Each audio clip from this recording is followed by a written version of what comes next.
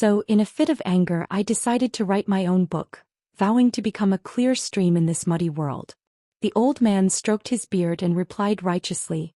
So you're saying that you're writing an orthodox cultivation novel? No, I wrote about the Cthulhu mythos and the Black O ship girl. How can you be considered a clear stream?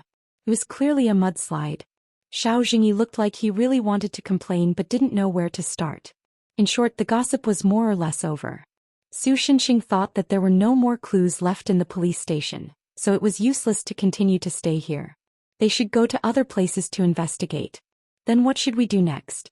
Should we investigate the corpse of the deceased? Xiao Jingyi naturally agreed with Su Xinxing's idea. However, in the current situation where there were almost no clues, they could only go around like headless flies. No, there's basically nothing to investigate about the corpse of the deceased. Su Xinxing shook his head. After all, he was not a forensic doctor and his medical skills were close to zero.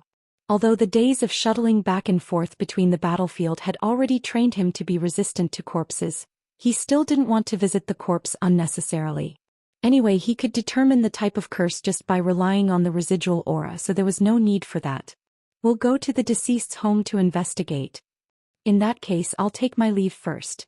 Seeing that it seemed that he was about to be involved in this dangerous incident, the old man immediately smiled and wanted to sneak away. After all, just a tiny bit of the remaining curse aura was enough to turn the ghost he reared into a powerful evil spirit. No matter how he looked at it, this incident wasn't something that a half-baked person like him could get involved in. At this time it was wiser for him to withdraw. But naturally he was stopped by Su Xinxing. Because of the crime of fraud, you can be sentenced to more than 10 years of imprisonment or life imprisonment, and all your property will be confiscated, or you will have to come with us for investigation. Old sir, you can choose one. Su Xinxing stared at the old man with a fake smile. Anyway, I think you've earned more than 500,000 yuan with your identity as a fraud, right? Humph, I don't have many years left to live anyway. In order to protect the people, I won't hesitate to give up my body. So the old man immediately put on a straight face and said righteously, Hero, you don't have to pity me. If you have any orders, just say it. Old Su, I used to think that your skin was thick enough. Xiao Jingyi couldn't help but sigh when he saw this. Now it seems that you are indeed worthy of being called an honest and reliable young gentleman. Can I throw this title into the non-recyclable trash can? I'm praising you. Get lost. In short, after a meaningless conversation, Xiao Jingyi fulfilled his duty and asked the pot-bellied Superintendent Chu for the keys to the deceased's home. Because the deceased died in the police station, the keys were temporarily placed in the evidence room as evidence. Some of the deceased's relatives had come to make a fuss before. In fact, part of the purpose was to get the keys back. After all, compared to the unknown amount of property, the properties under the deceased's name were obviously more attractive. Logically speaking, the superintendent of the police station shouldn't have given the keys to Xiao Jingyi so easily. But first, the higher-ups had already decided that Xiao Jingyi would handle this case. Second, the fat superintendent was in the brainwashing period after being illuminated twice by the brainwashing lamp. So Xiao Jingyi easily got the keys. So, no Officer Xiao. Su Xinxing and the old man left the police station one after another. When Xiao Jingyi was about to follow, the fat superintendent stopped him. What's wrong? Xiao Jingyi couldn't help but be a little surprised. Could it be that the brainwashing period had passed? So he quietly took out the brainwashing lamp again. This time, I hope you can solve this case successfully. If there's anything you need, don't hesitate to mention it to us. Superintendent Chu? After all, this area is under our jurisdiction. It's also our duty to protect the people's safety. The other party smiled slightly. Of course, this is official because my home is nearby. If I can't solve this case, I won't be able to rest assured about my wife and child. Although it's just my personal selfishness, if I can't even protect them, how can I be qualified to be a police officer? Okay, I understand. Xiao Jingyi also nodded. He looked at the other party seriously. The originally disgusting fat superintendent's face seemed to soften a little. Leave it to me. Too slow. After Xiao Jingyi left, Su Xinxing, who was already impatient, shouted with his arms crossed in front of his chest. Hey, sorry. Xiao Jingyi helplessly apologized. He always felt that without Mo Li by his side, old Su would mysteriously become more willful. He didn't know if it was just his imagination. Then he glanced at the old man and whispered to Su Shenxing, "What's the point of bringing him along? Could it be that you found something amiss from the conversation just now?" "No," Su Shenxing replied firmly. "I just think it's more fun." Sure enough, he became more willful.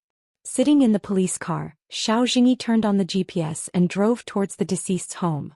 Su Shenxing, who was sitting in the front passenger seat, looked at the deceased's information again. This guy. Why is he like the male lead of an anime for the first half of his life? As he read, he commented, he was originally an orphan. His parents are unknown. When he was living in an orphanage, he was adopted by his current parents. His adoptive parents used to be a very rich couple. Xiao Jingyi, who was familiar with the information, naturally continued, they always wanted a son, but they only had a daughter. Later on, the woman had to have her uterus removed due to gynecological problems.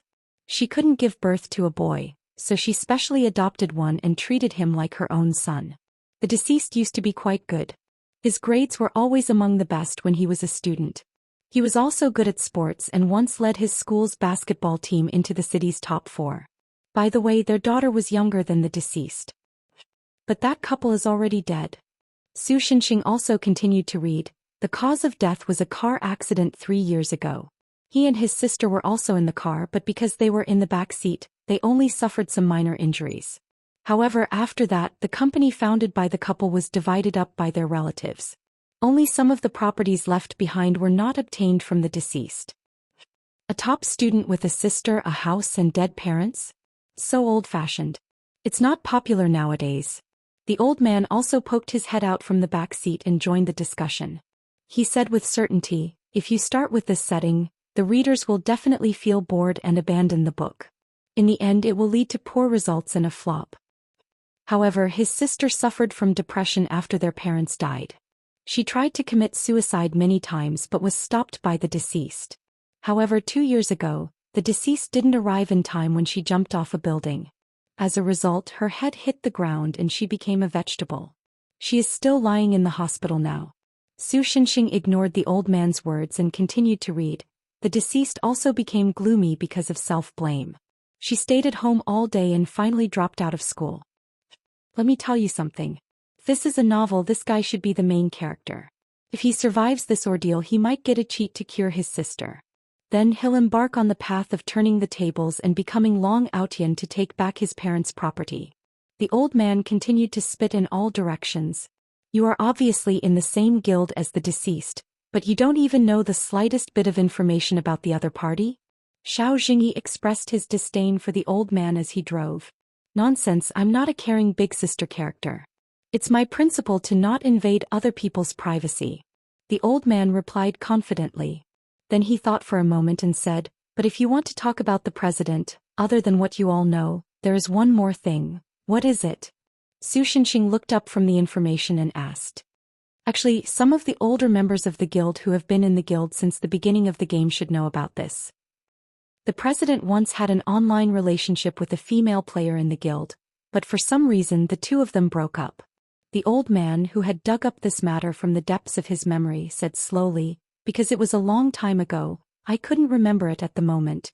Do you still remember the specific time of this incident? Xiao Jingyi did not expect that the old man, who Su Shenxing brought along on a whim, would provide such information. He could not help but ask in surprise. Because the deceased's interpersonal relationships were not complicated, a little bit of information could be decisive evidence to lock down the culprit. Well, it was about 2 years ago. The old man replied, because there was an event in the game at that time, so there shouldn't be any mistake. The same time as when his sister jumped off the building? Su Shenxing muttered in his heart. Xiao Jingyi probably thought of something similar and fell silent as well. He seemed to be sorting out the details of the case.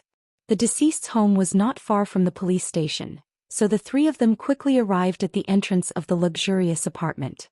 Speaking of which, a luxurious apartment like this should have surveillance cameras, right? Su Shenxing asked Xiao Jingyi, didn't the police check the surveillance footage? We did, but it was useless. The surveillance footage only showed the deceased leaving the place somewhat anxiously. Xiao Jingyi probably also looked at the surveillance footage, but did not find any important clues. After Xiao Jingyi showed his police ID to the apartment's security guard, under the guard's strange gaze, mainly directed at the old man. They took the elevator to the two-story entrance where the deceased lived. Because of the structure of the apartment itself, the elevator could only be used on the lower floor and the entrance was also on that floor. When Xiao Jingyi opened the door with the key, he seemed to have heard something. However, there were not many places for people to hide in the rather simple furnishings. At first glance, there was no sign of anyone inside. Was it an illusion? He turned his head to look at Su Shenxing and found that this guy had a half-smile on his face, as if he had found something interesting. Anyway, with this guy here there shouldn't be any problems, right? With this mentality, Xiao Jingyi walked into the apartment and began to investigate. Chapter 434. Chu Nuangxia heard the sound of people trying to enter the house. In a moment of desperation, she pulled Mo Li into the bedroom closet to hide. He felt a little uneasy. She didn't know if the president's family members had finally gotten the keys and were planning to rummage through the closet for the real estate certificate, or if the police were planning to investigate the deceased president's home, or if it was just a simple thief. A moment later, she heard the sound of 3 people talking and footsteps outside the door. The girl thought for a moment and realized that the 3 people's voices did not match the police from the nearby police station. Moreover, if the president's family members had gotten the keys, it would be impossible for only 3 men to come. After all, there were many people who coveted the president's property. In that case, the most unreliable thief was the most reasonable explanation at the moment. She couldn't be that unlucky, right? No, judging from the first half of her life, it was not impossible for her to encounter such an unlucky incident. Should she call the police? No, the police wouldn't be able to explain why she and Mo Li were in this room. Also, if she called the police, there would be some noise. If the criminals noticed, everything would be over. The first thing to do now was to sneak out of the house when the criminals weren't paying attention. After that, it would be better to pretend that they saw the Chaoyang people sneaking into the apartment and report them. I feel like something's not right here, one of the young men said doubtfully. Hey, don't be so surprised. Could there be ghosts here? Then an older man's voice rang out. Yes, we should focus on finding the important things now. Then a young man's voice sounded like he was gloating for some reason. Why do you say that? Is it my imagination? Old Su, you seem to be in a good mood, the young man said in a doubtful tone. Their conversation made Chu Nuangxia a little curious. First of all, judging from this conversation, the purpose of these 3 people was not as simple as burglary. If their goal was only money, then the gloating man wouldn't have said important things. Instead, he would have said valuable things or valuable things. Of course, if the important thing was explained as a real estate certificate, it didn't seem wrong. However, if he wanted to change the name on the real estate certificate, he would have to explain the source of the change. It was not as simple as just getting the real estate certificate. Moreover, to be honest, doing so would easily be noticed by the police. No one with a brain would do such a thing. Therefore, what exactly was the important thing that they were talking about earlier? It was very thought-provoking. The girl was silent for a moment. Then an idea flashed through her mind. Could it be related to the death of the guild leader or even the curse of the game? Thus, Chu Nuangxia couldn't hold back her curiosity. She didn't expect that the other party was just bluffing. She secretly opened the cabinet door a little, revealing a small gap to peek at the situation outside. Since the bedroom door was facing the living room, the two were quite close to each other. Therefore, they could clearly see what was going on in the living room. This was also why Chu Nuangxia had subconsciously brought Mo Li to the bedroom. Looking through the gap, she saw that there were 3 men outside, just as she had guessed before. 2 of them were about 20 years old. Although they weren't considered handsome, one of them could be considered delicate and good-looking. The other was just a passerby with a slightly high hairline. Other than that, there was also an old man. However, unlike the 2 young men who were dressed in ordinary casual clothes, this old man was wearing a decent Taoist robe. He had white hair, a youthful face, and a long snow-white beard. If it weren't for the fact that his robe looked dirty, as if he had rolled around on the ground, this old man might have looked like an otherworldly immortal. After the 3 of them exchanged a few words, they began to split up to look for something. Unfortunately, because the passerby with a slightly high hairline was assigned to the bedroom and kept wandering in front of the wardrobe, Chu Nuangxia couldn't find a chance to escape. She took the time to look at Mo Li next to her. The girl's face was blocked by the clothes hanging down from the wardrobe, so she couldn't see her expression. However, she was leaning against the wardrobe, hugging her knees. She looked as if she was afraid, but also as if she had simply fallen asleep. Obviously, in this kind of emergency, no normal person would fall asleep. Therefore Chunuangxia thought that the girl might be afraid. Therefore she softly comforted her. "It's okay. Don't worry, I'll definitely get you out of here." The little girl didn't answer. Chunuangxia thought that the other party was too nervous and didn't know what to say. Or maybe she didn't listen to her at all. In short, through the gap in the door, Chunuangxia could see that the other party was flipping through the wardrobe in the bedroom looking for something. In the meantime, he even found more than 10 property certificates in the drawer, a woman's bra in the crevice between the bedside table and the bed, a few coins and a few small yellow books under the bed, a ball of paper in the trash can with the smell of dried squid, a handful of moldy dog biscuits under the cushions of the sofa, and a strange red pebble-shaped object in the crevice of the sofa, which would make a buzzing sound when the switch was pressed. Speaking of which, there were many strange things in this bedroom. What kind of life did the president lead in the past? Chunuangxia, who witnessed all of this, complained loudly in her heart. However, she soon realized that the situation was not good. This was because the other party had searched almost every corner of the room. Now, with a strange smile on his face, he was approaching the wardrobe step by step. The girl panicked a little and took out the stun baton from her backpack. She hoped that the moment the other party opened the wardrobe, she would use the stun baton to attack him. As long as she could paralyze the other party in a short time and make him lose his ability to move, she might be able to escape with Emily. However, putting aside the old Taoist who didn't seem to be a threat, the other young man was also a big problem. Unlike the passerby in front of him, that person's every move was the same as the armed police he had seen before. Not only were there no flaws, but they were also full of power. It would be bad if they were stopped by the other party in the middle of their escape. Chunuangxia didn't think that the 2 or 3 rounds of military boxing she practiced when she was bored could compete with a real armed police officer. Maybe it would be a good choice to escape from the balcony by the floor-to-ceiling window. As the passerby got closer and closer to the wardrobe, Chunuangxia felt her breathing begin to quicken. She couldn't help but smile bitterly. No matter how perfect the plan was, when it came to implementing it, she would still be nervous. She didn't know if it was a psychological effect or something else, but Chunuangxia felt that the other party was getting closer and closer to the wardrobe at a slower speed. Even the movement of his hand reaching for the wardrobe door became incomparably slow. Just as the other party was about to open the door, the other young man suddenly exclaimed from the study, "Sue, come over and see this." Thus, the passerby stopped what he was doing, left a meaningful smile and left the room. Chunuangxia collapsed in the wardrobe, gasping for air. Only now did she realize that her heart was beating wildly. She didn't want to experience such an exciting situation again. Emily? Molly. She shook Missouri Lee, who was beside her, to get the latter to come back to his senses. Emily's voice had a hint of confusion, as if he had just woken up. If Chunuangxia didn't know that the other party was scared out of his wits, she would have thought that the girl had fallen asleep. "Are you going to escape? Are you okay?" Chunuangxia asked Emily softly. "Oh yeah." Emily looked outside through the crack in the door. He seemed to be in a dilemma, but in the end he nodded. The 2 of them quietly opened the wardrobe door. Then, while the other 3 people were gathered in the study, they carefully but quickly walked through the living room. As they slipped through the door of the study, Chunuangxia heard a voice coming from inside. "What?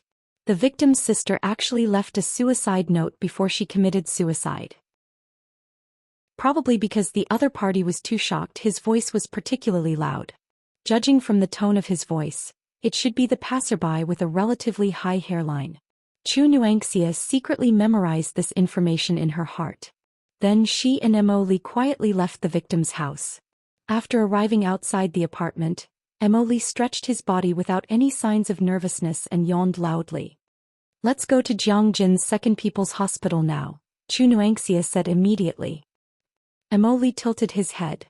His long blonde hair flowed down the girl's fragrant shoulders. She had a puzzled expression on her face. Didn't the 3 people just say that the president's sister left a suicide note? Although there's no way to confirm the contents of the note, maybe the hospital where his sister is currently staying will have some clues. Chunuangxia bit her lip. She seemed to be regretting that she didn't find the note before those people. However, she quickly composed herself and said, "We have to move faster." At least we can't let those people catch up to us. Oli, let's go. The little girl could only show a helpless expression as she was dragged away by Chu Nuangxia. Let's turn the camera around and look at the main character again. Unlike Su Shenxing, who was teasing Chu Nuangxia, Xiao Jingyi had been trying to find clues to this case from the beginning. After all, although Su Shenxing and the others knew that this incident was purely a murder, for most people the deceased died in an accident. If they wanted to punish the criminal and prevent him from getting away with it, they could only rely on the power of the super administrative office. For this, certain clues and decisive evidence were necessary. Of course, if the mastermind behind this incident was willing to jump out and confront them, that would be the best. Su Shenxing would probably be more than happy to punch the mastermind into pieces. In short, he quickly found some clues in the study that might be helpful to the case. Even the socialist construction program of the party and the government on the computer's D drive was revealed to him after he cracked the password with a special device that the super administrative office had assigned to the city level. Of course, other than learning that the deceased's sexual preference was probably Big Sister, red tights, fishnet stockings, and Armstrong rotary jet Armstrong gun, he didn't obtain anything particularly useful. But then he found a few bundles of cash and a letter in a secret safe. He would not touch things like cash. After all, he was a civil servant, unlike a certain landlord who was about to go crazy from poverty. However, he was very interested in the letter, so he opened it and read it. It turned out that it was a suicide note left by the deceased's vegetative sister before she committed suicide. Judging from the date of signature, this suicide note corresponded to the suicide incident where the deceased sister became a vegetative person and jumped off the building. In this way, it was somewhat suspicious that the deceased did not make it in time for her sister's suicide. For a moment, Xiao Jingyi's mind was filled with emotional entanglements that were enough to film 120 episodes of a large-scale modern family ethics drama. However, Xiao Jingyi was not the kind of person who would indulge in his own world. After discovering this, he immediately called the other two people, especially Su Shenxing, over. What? The deceased sister actually left a suicide note before she committed suicide. When Su Shenxing heard him explain the whole story, he said loudly with a fake shocked expression. Why did you say it so loudly? Xiao Jingyi dug his ears with a helpless expression. Then he frowned and asked in confusion, Wait, was there any sound outside just now? No, it was just your imagination. Su Shenxing immediately replied. In short, Mr. Police Officer, what you mean is that the president deliberately didn't save his sister, causing her to become a vegetative person? The old Taoist brought the topic back. It's more sinister. The other party always wanted to talk. Maybe the deceased originally planned to wait for her sister to die and take the inheritance for herself. Xiao Jingyi guessed. If that's the case, can't we make a better guess? For example, the deceased didn't see the suicide note before this, or when she saw the suicide note, it was already too late. Su Shenxing shook his head and said, This doesn't mean anything. To be honest, compared to us blindly guessing here, it's better to see if we can find any clues from the contents of the suicide note.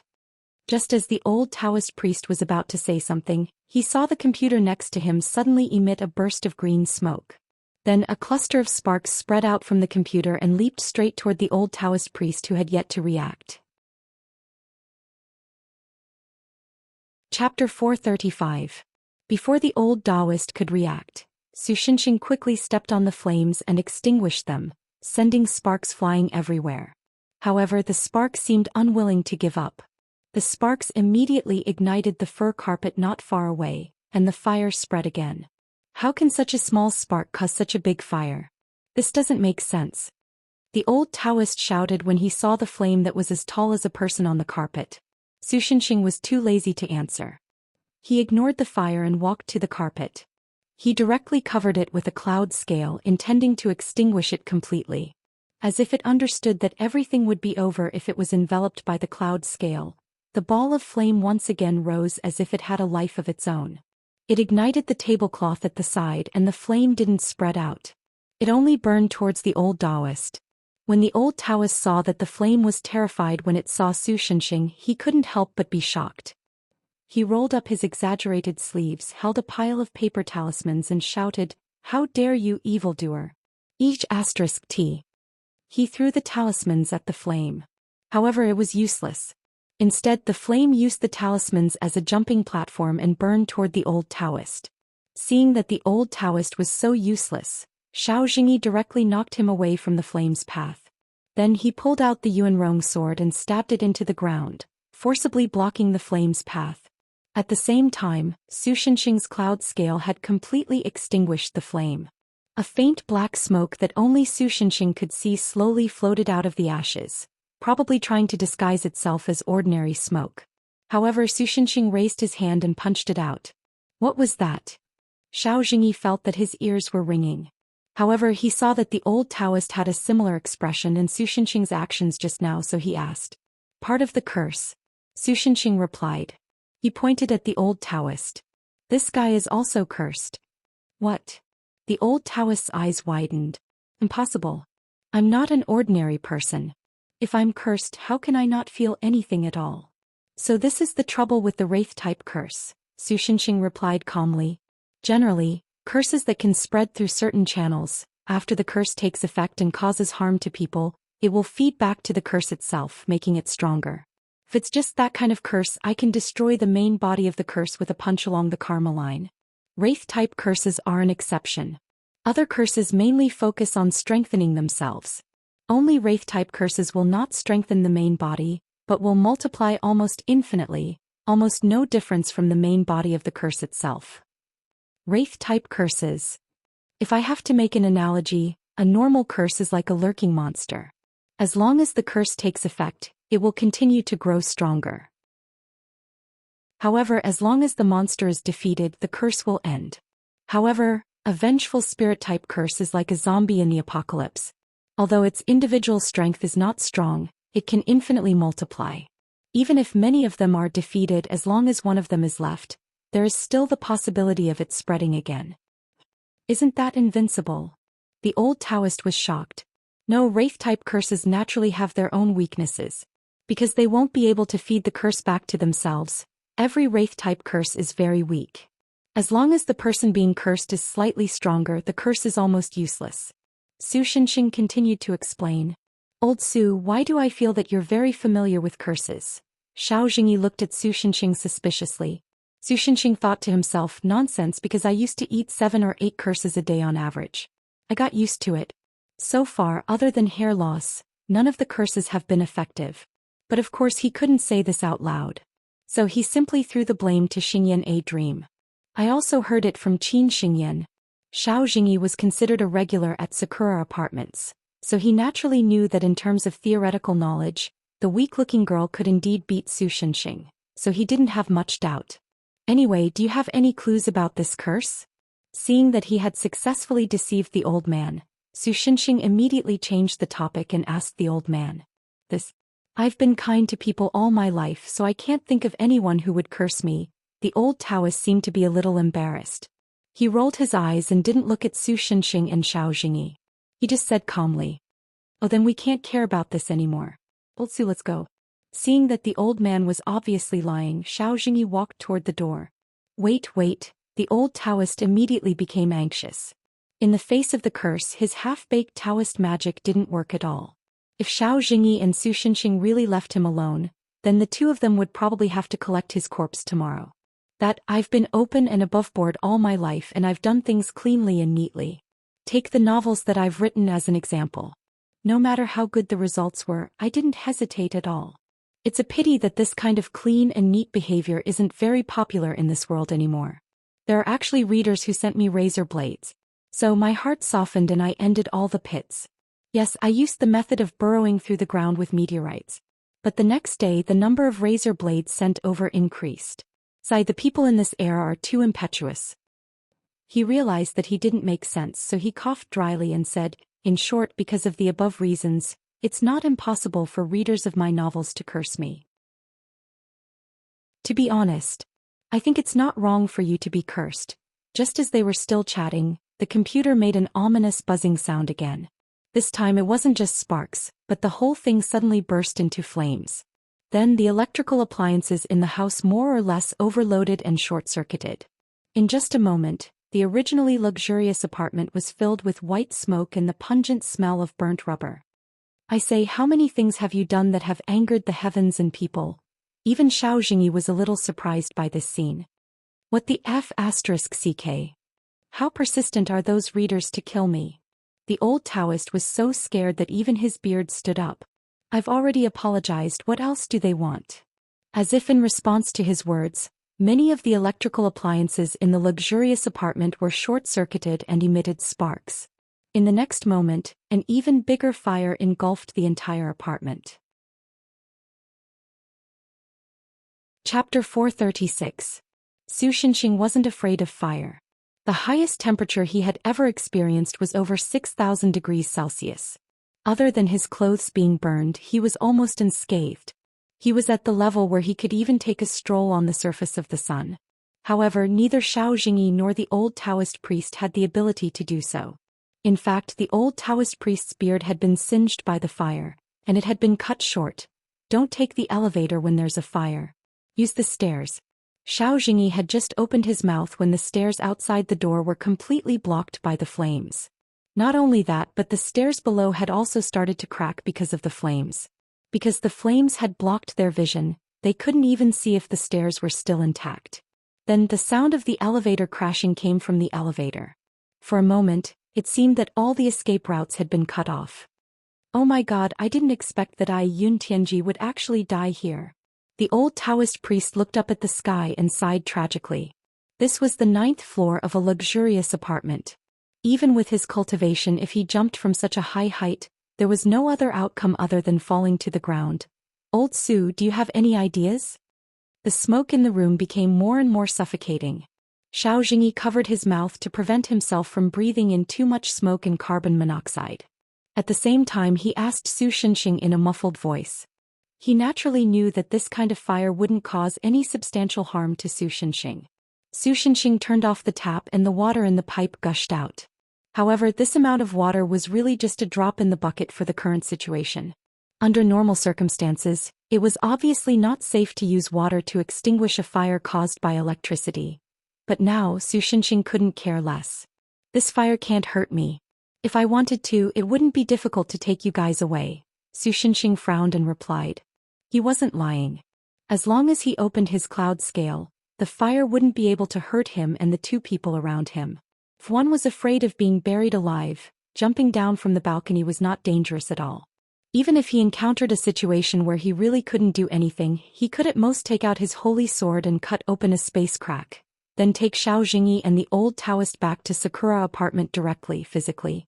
However, if that was the case, the residents on the upper floor of this luxurious apartment were basically doomed. As for the residents on the lower floors, they would be finished if the floors collapsed.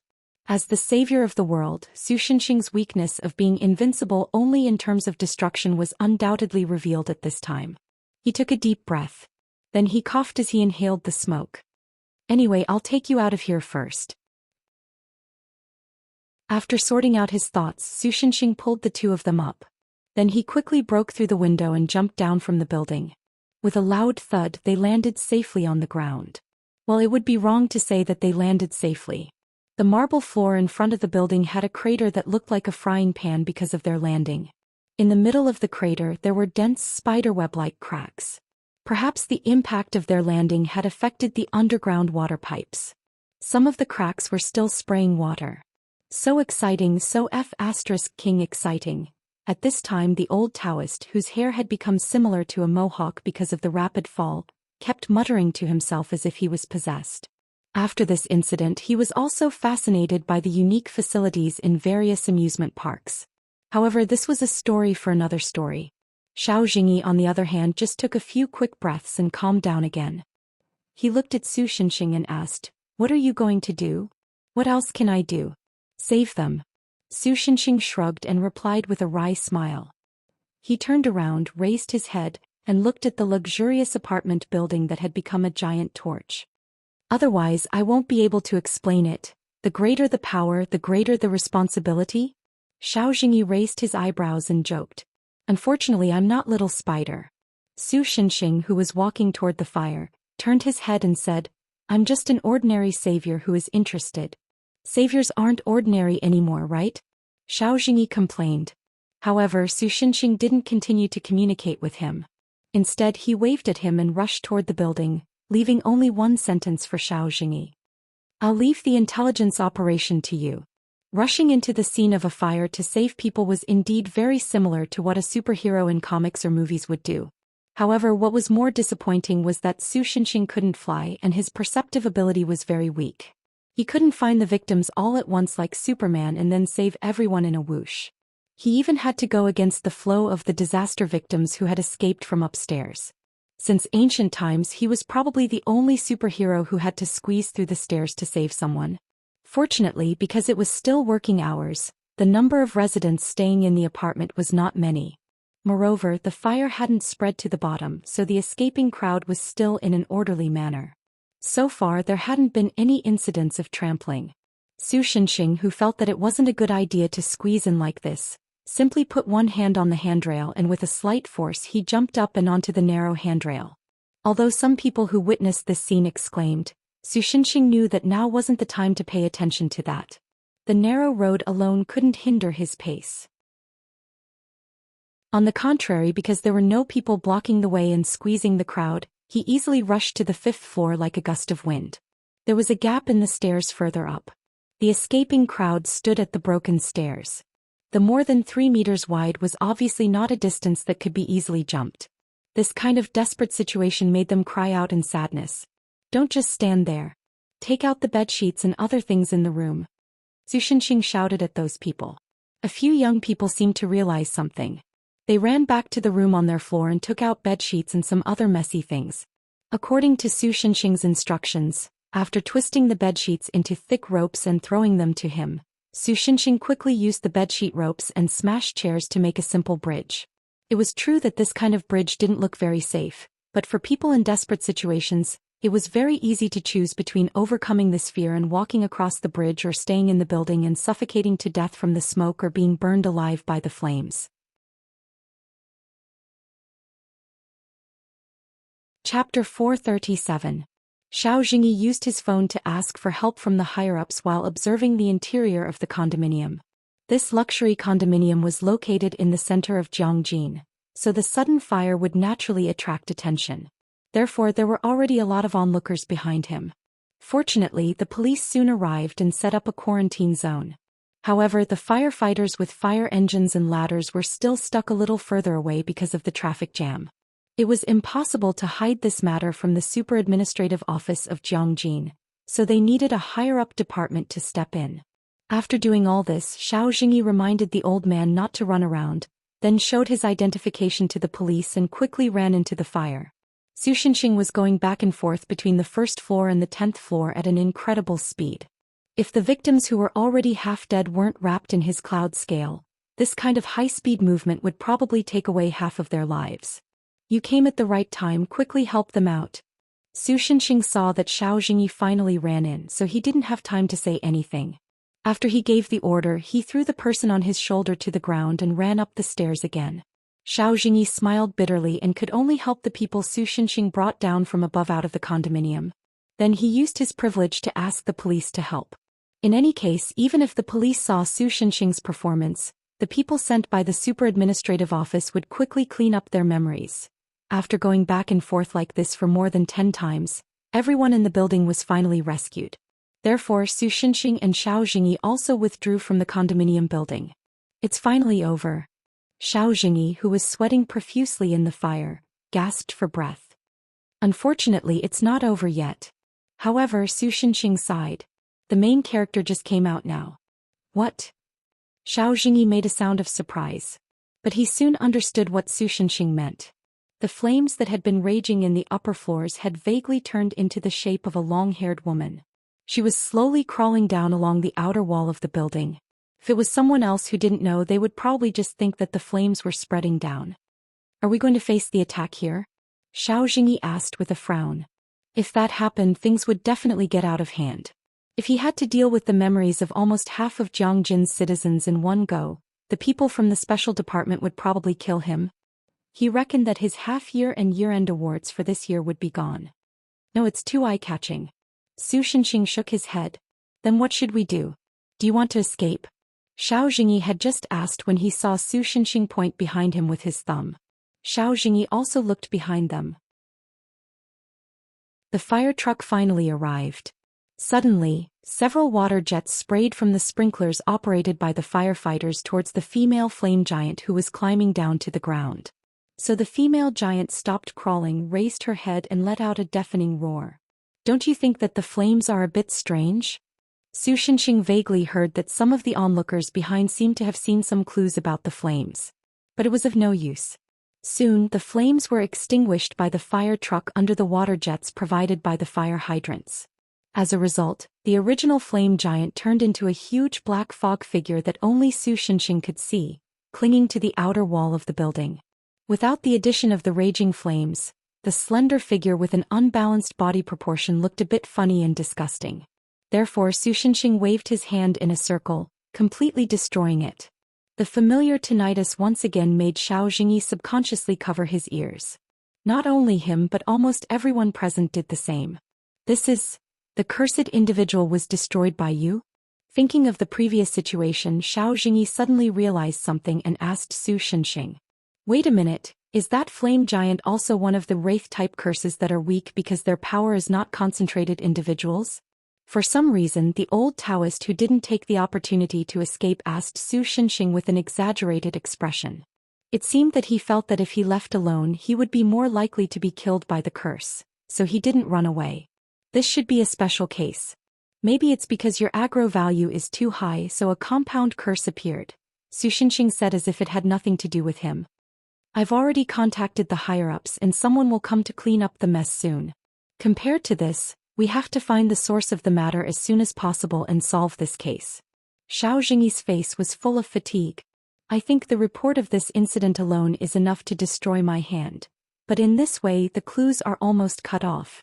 Su Shenxing rubbed his chin in distress. At this time the people who were rescued seemed to have understood and began to gather around Su Shenxing. It seemed like they wanted to thank him.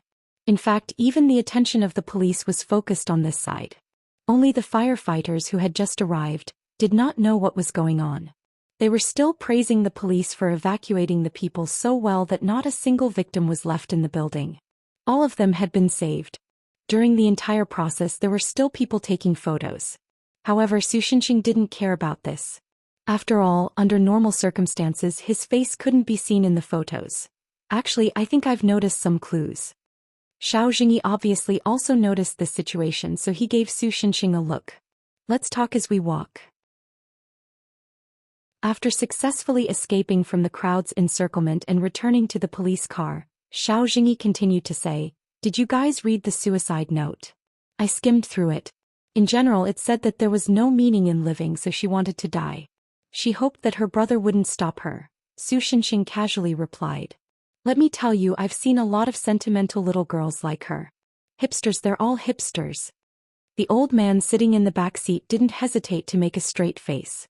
Xiao Jingyi ignored him and said to Su Shenxing, "Before, you said that maybe the victim didn't see the suicide note or it was too late by the time he saw the suicide note, so he didn't save his sister, right? Is there a problem?" Su Shenxing asked. "If that's the case, then why did the girl in the suicide note emphasize that her brother shouldn't stop her?" Xiao Jingyi said in a deep voice. "If the victim really didn't have a chance to stop her from committing suicide, then there was no need for her to emphasize this point, right? In other words..."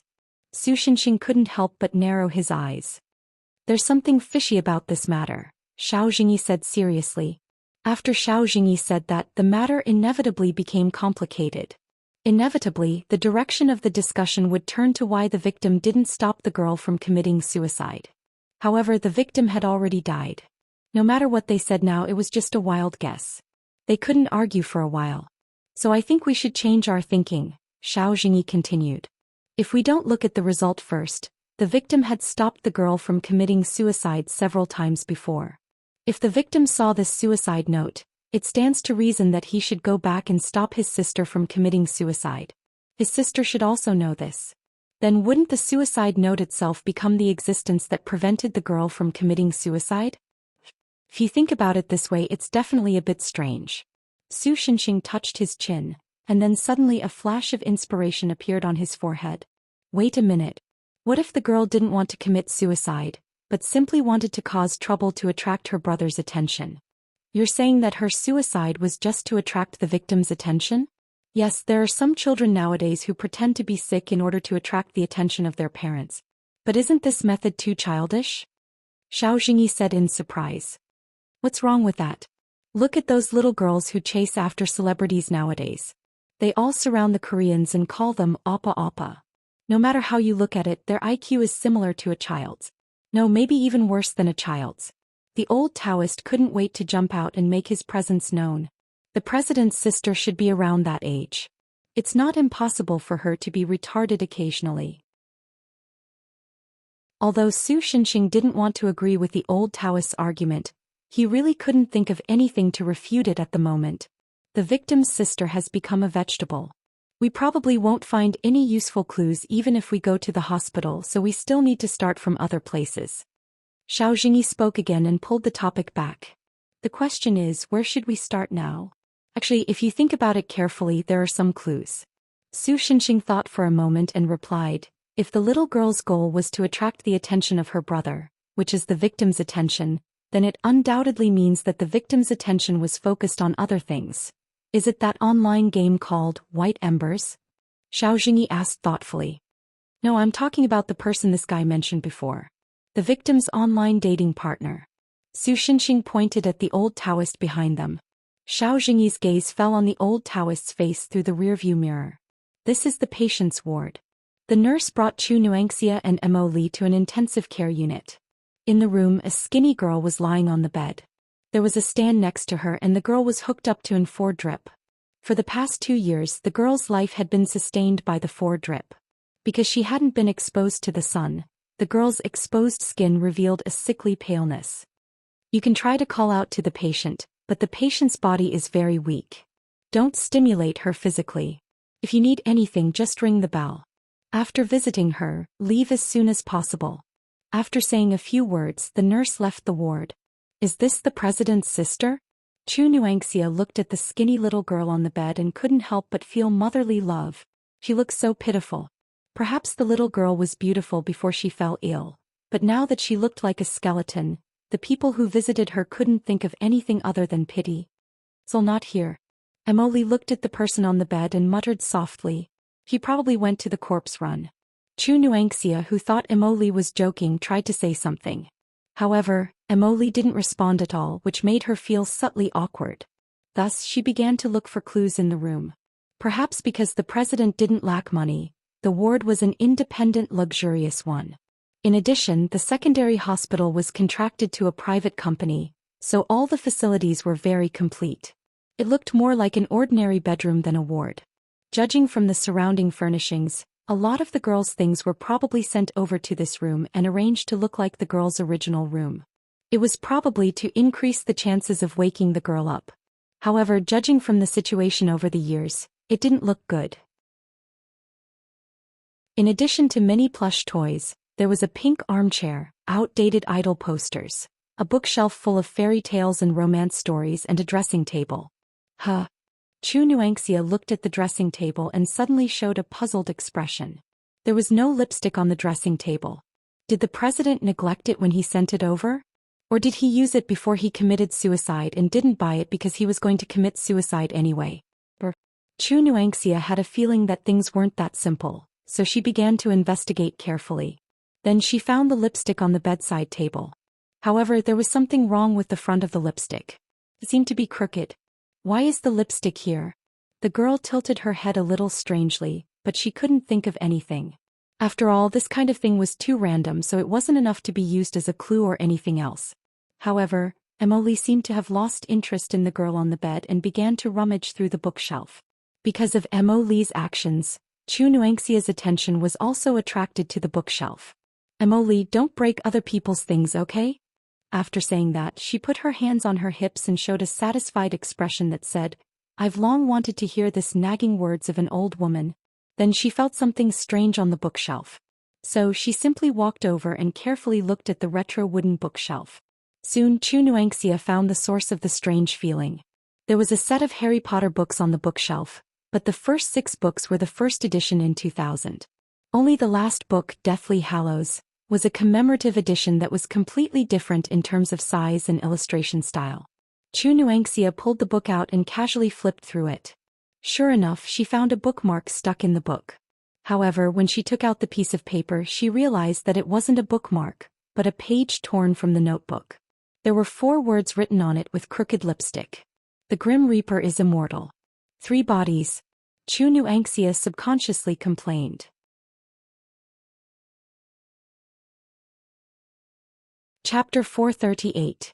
After hearing the ID of the deceased's online girlfriend from the old Taoist priest, Xiao Jingyi asked the auxiliary department of the super administrative office to investigate the user of this ID. There's a result. About 10 minutes later, Xiao Jingyi's special mobile phone received the results of the investigation from the auxiliary department. Should I say that this is indeed a privileged organization? Normally, this kind of investigation wouldn't have results at all without 2 or 3 days, right? Su Shenxing couldn't help but sigh at the efficiency of the other party. After all, the higher-ups now attach great importance to the supernatural.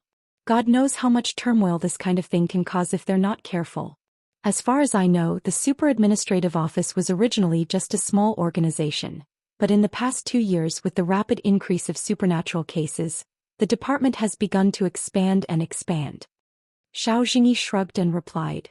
In fact, before meeting Su Shenxing, the police officer had never seen a real supernatural event in his life. However, during this period of time he had rushed to appear, which made him feel tired. If it weren't for Su Shenxing, who could control the situation in Jiangjin, from the moment the spirit vein was leaked, this place would have become a paradise for demons and ghosts. So, what's the result of the investigation? Su Shenxing didn't care about this and just turned his attention back to the case itself. The dog is here. Xiao Jingyi had a constipated expression on his face. According to the investigation, about 2 years ago, the other party died because of an accident. In other words, the breakthrough that was so hard to find disappeared again. Su Shenxing sighed helplessly. However, the support department still sent over the basic investigation results for the time being. The user of that ID was a female university student. Her grades were above average. She didn't have any bad hobbies except for playing games. Her major was game programming and she joined the school's game club. It was said that she wanted to develop an independent game with the other members of the club. Seems that she even made a demo, but halfway through she died because of an accident. Xiao Jingyi briefly summarized the information that was sent over. Is that all? Su Shenxing frowned slightly. It felt very normal and there was nothing suspicious about it. No, in fact, after an in-depth investigation, the people in the auxiliary department were also a little surprised. What they found before was basically the information on the other party. Xiao Jingyi then scrolled down the phone screen. The female university student lost her father when she was young. Her mother, due to years of hard work and lack of spiritual sustenance, was tempted to join an evil cult when she was in high school. Dharma? The old Taoist asked excitedly. I'm not sure. The people in the auxiliary department are still investigating this cult. Anyway, the female university student was influenced by her mother's influence of dark magic and curses since high school. Although she hid it very well when she was about to graduate in her 3rd year of high school, some people seem to have discovered some clues. Of course, because most people wouldn't believe such things, she was simply treated as an old chunibu. Is it so easy for the average person to come into contact with real supernatural knowledge? Su Shenxing rubbed his chin and asked doubtfully. Xingyan once said that, other countries aside, the ancient forces passed down from the Celestial Empire have very strict control over supernatural knowledge. Things like obtaining secret manuals and so on, like in novels, don't happen at all. You're right, little brother. Even if the average person is lucky enough to get their hands on an immortal cultivation secret manual, it's almost impossible to decipher it because it's full of hidden words unique to sects or clans. The old Taoist sighed. It's because the ancient people are so protective of their own treasures that the cultivation sects in Huaxia are neglected and have few talents. It's estimated that in a while it's going to completely decline. I'm also at my wit's end. I'm about to turn to Cthulhu. Faced with Su Shenxing's doubts, Xiao Jingyi spread his hands and answered casually, Don't ask me that. I came into contact with this knowledge later than this dead girl. Okay, then can you get your hands on the game demo that the girl made? Su Shenxing didn't insist and asked about other aspects of the situation. You suspect that the clues are in the game? Xiao Jingyi turned his head and asked. Have you seen Ring Midnight? Su Shenxing asked. But he didn't wait for Xiao Jingyi's answer and explained himself.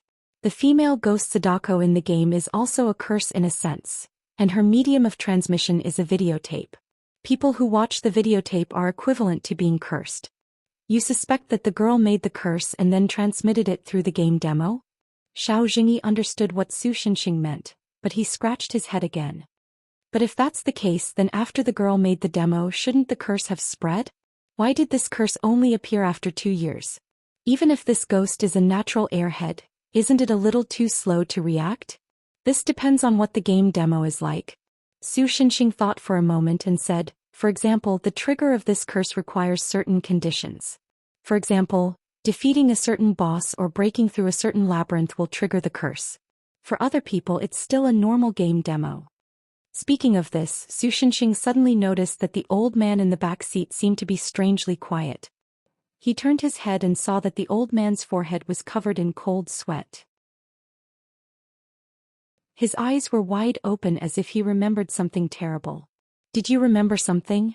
Su Xinxing interrupted the old man's current situation and asked softly.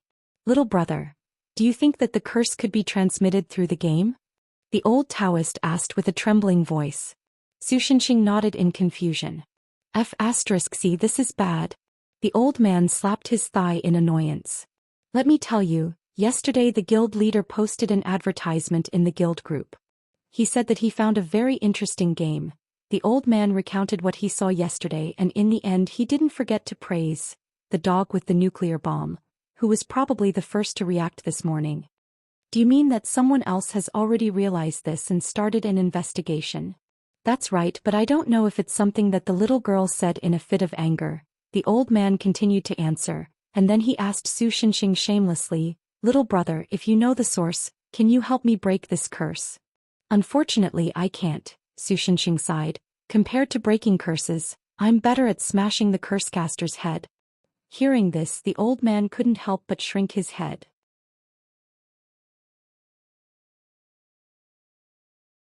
Chapter 439. Although they had obtained information about the death game from the old Taoist priest, after going around in a big circle, the result was back to yesterday's deceased.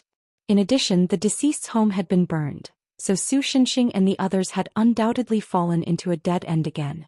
This was because the player called Dog with a Nuclear Bomb seemed to have discovered the nature of the death game first. Therefore, in theory, it might be a better choice to look for him. Although it was not difficult for the Super Administrative Office's support department to investigate the player's identity, it would take some time to confirm the player's current location. Seeing this, Su Xinxing did not intend to stay in the police car and do nothing. Therefore, at his suggestion, Xiao Jingyi drove to the hospital where the victim's sister was staying. The hospital was not far from where they were now. The demonized police car had probably adapted to the feeling of riding with Su Xinxing. It was no longer as timid as before. It drove all the way and soon arrived at its destination. It took them some time to ask for the victim's sister's room at the front desk. After all, the combination of the three was too strange. Xiao Jingyi was dressed in a police uniform, and although Su Xinxing was dressed casually, he still looked like a decent person. The problem was that behind them was the old Taoist priest with disheveled hair. To be honest, when the nurse saw them, it was already a miracle that she did not call the police subconsciously. By showing the police ID that had been enhanced with the power of speech, Xiao Jingyi finally got the location of the ward from the nurse. Then the three of them ran to the elevator under the strange gazes of the surrounding doctors and nurses. I don't think a comatose person would have the information we want. The old Taoist priest shook his head. He was still betting that this operation would only be a waste of effort. However, at this time Su Xinxing saw someone unexpected in the corridor. Originally, he wanted to continue teasing her, but the blonde girl opposite him seemed to have sensed it and looked at him as well. "Ah, Mr. Landlord." Emoli blinked. His face was expressionless, but his bright eyes seemed to be asking, "Why are you here?" Chunuangxia was shocked when she saw Su Xinxing. She thought it was a thief who had chased after them to silence them. "That man is the landlord that you keep talking about?" In the past, Moli was one of the more hardworking types. Other than going to school, the only thing that could stop her was the landlord's order. Everyone in the guild had long been interested in this landlord that Emoli mentioned. However, Emoli didn't speak much in the game, so even if they asked, they wouldn't get an answer from him. The little girl nodded and answered Nuanxia's question. Then why didn't you tell me when we were at the chairman's house? Chu Nuanxia almost fainted. I accidentally fell asleep. Emily didn't look embarrassed at all. Instead he proudly said. He actually fell asleep. Chu Nuanxia was at a loss for words. Emily, you're here too. However, Su Xinxing had no choice but to give up on his plan to tease the little girl. He greeted Emily and then looked at the other person as if nothing had happened. How should I address you? My name is Chu Nuanxia. I'm Emily's friend. The little girl greeted Su Xinxing very politely. Su Xinxing and the others also introduced themselves to each other one by one. Of course, when the old Taoist priest introduced himself, Chu Nuanxia had a strange expression on her face. She was probably wondering why a Taoist priest would suddenly appear. After listening to Xiao Jingyi's explanation, Chu Nuanxia understood that Su Xinxing and the others were here for the game of death case. Originally she went out because of that. Now that she finally met someone who was willing to investigate the case, she naturally didn't hide anything and told Su Xinxing everything she found. Death is immortal? What kind of riddle is that? After listening to the other party's words, Su Xinxing frowned and thought hard. It's the third book in a series by a famous science fiction author. Xiao Jingyi seemed to have heard of it before. He explained to Su Xinxing, in short, it uses the whole story to explain the dangers of the Virgin Mary. It didn't seem to have anything to do with the current situation. Is this a useful clue? Chu Nuanxia asked uneasily. It's hard to say. Generally speaking, it's just an ordinary coincidence. Maybe the little girl wrote a few words with something in her hand after reading a novel and put it in the book as a bookmark. Then she forgot about it. Xiao Jingyi hesitated for a moment and shook his head. Even if it's true, it's hard to tell if this thing is related to the case. If you think about it carefully, when a girl moves her things from home to the hospital, her things will be organized a little, right? I think the things in the drawer should be no exception. If that's the case, then the lipstick in the drawer is very strange. Su Xinxing also said. In fact, when the furniture was moved in, the drawer of the bedside table did seem to be organized, which led to it being almost empty. Therefore the lipstick was so conspicuous. If that's the case, then the 4 words in the book are like the girl suddenly woke up, wrote the 4 words without thinking and then went back to sleep. If we use a less romantic method, maybe it's a prank by the nurses who occasionally come to monitor her. The two of them spoke one after another and Chu Nuanxia was a little shaken. Could it be that the thing she worked so hard to find was just a useless piece of paper? Mr. Landlord, Emily suddenly said, it's soul loss syndrome. Hearing this, Su Xinxing showed a slightly surprised expression. Are you sure it's soul loss syndrome? Emily nodded, her blonde twin ponytails swaying up and down with her movements. Soul loss syndrome? The one that's often seen in period dramas? Xiao Jingyi asked in confusion. Soul loss syndrome was also known as soul dissociating syndrome. In fact, it was the name given by ancient Chinese medicine to amnesia and the sequelae of resurrection. No, Emily and I have seen patients with similar symptoms in other places. Anyway, let's see what's going on with the patient first. Su Xinxing shook his head and denied Xiao Jingyi's guess, but his face became slightly more serious.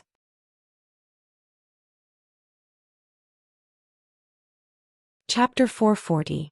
Since there were outsiders around, Su Xinxing only explained vaguely. In fact, soullessness was one of the few tricky diseases that Su Xinxing encountered in the other world. The patient's body would lose its adhesion to the soul, causing the soul to accidentally wander to strange places. Without the soul, the body was just an empty shell. If placed on Earth, it was normal for the patient to be in a vegetative state. Let alone Su Xinxing, who was an idiot in magic when it came to something like the soul. Even a great sage who was proficient in this field wouldn't be able to do anything about it. The only patient who survived was caught by Su Xinxing when the soul left the body. He grabbed it back and stuffed it back into the other person's body. The difference between a soullessness patient and a vegetative person was that the former was just an empty shell, while the latter still had a soul in the body. However, most vegetative people's souls were relatively weak for various reasons. After visiting the deceased sister, Su Xinxing once again confirmed Mo Li's information. The deceased sister was indeed not an ordinary vegetative person, but a soullessness patient. Moreover, there was not even an earthbound spirit nearby. Even if Su Xinxing wanted to revive the girl's soul again physically, He could not do it, let alone the girl's soul that had just left the body. If this girl is also a victim of the game of death, then maybe we've been on the wrong track. After confirming all of this, Su Xinxing adjusted his expression and said to the others, because the previous victims have all died, of course, we thought that the souls of the deceased had returned to the source. But in fact this is not the case. I'm afraid this curse itself is not to kill people, but to seize the souls of the chosen ones. The deceased do not have souls, so I didn't think of this in the beginning. I feel like things are getting more and more exaggerated. Chu Nuangxia still could not get used to the darkness in the other world, so she showed an expression of disbelief. If it's possible, this is the end of the investigation. Xiao Jingyi suddenly said to Chu Nuangxia, as Superintendent Chu's daughter, I can understand your feelings of obligation. However, if you continue it may cause you harm. Leave this matter to the adults. This matter has nothing to do with you in the first place. It's better that you don't get involved in strange things because of this. Although it's a bit embarrassing to say it now, it's a pity that I've already been involved. The girl smiled bitterly and replied, I'm not the kind of person who has a strong sense of responsibility. The reason why I'm doing my best to investigate is just for myself. Yourself? Xiao Jingyi seemed to have thought of something and revealed an expression of disbelief. Because I've also played the game of death. The girl replied. Hearing her words, the old Taoist priest could no longer hold himself back. He asked the young lady, could it be that you're also a member of the Black Dove Alliance? Yeah, I'm dog with a nuclear bomb. Since you asked this question it means that you're one too, right? The girl also became excited. It's the same. I'm the undying pit tree. The old man also became excited. I didn't think that there would be such a cute girl in our guild. Emoli watched all of this in silence. Then he sneaked up to Su Xinxing and tugged at his trousers. Landlord, I'm hungry. Therefore, Su Xinxing immediately decided to finish the meal first before talking about anything else. After the meal, the group continued to discuss how to get rid of the curse of the death game once and for all. Speaking of which, what's the game like? Can I play it? Su Xinxing asked Chu Nuangxia. Although I did bring the USB flash drive with the game, I can't open the game on it. Chu Nuangxia rummaged through her small backpack and took out the USB that the president had sent her. She handed it to Su Xinxing. Thus, Su Xinxing and the group began to move towards the nearby internet cafe. When Su Xinxing opened the game, the screen was no longer filled with endless darkness and a tragic death record. Instead, it was the same as the girl's first time playing. A real game screen appeared. Stopping at the initial interface of the game, Su Xinxing didn't rush to start the game. Instead, he turned his head and asked Xiao Jingyi, who was looking at his phone, what do you think? That's right.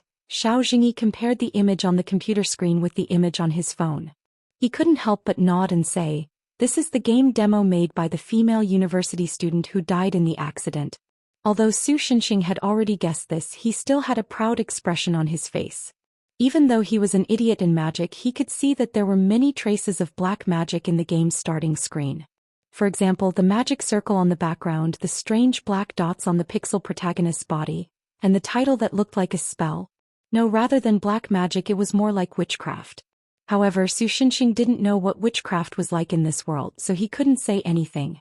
In other words, the mastermind behind this is the female university student who died a long time ago? Xiao Jingyi couldn't help but sigh. This is unbelievable. What's so unbelievable about it? The effect of the curse is to take away the soul.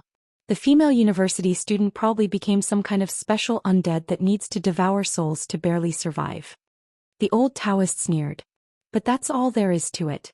In the end, she's just a guy who relies on living souls to survive. Although he was weak, the old Taoist was knowledgeable. As long as it wasn't out of his scope, he could answer almost all questions. He could be considered an inferior version of Xingyan A Dream.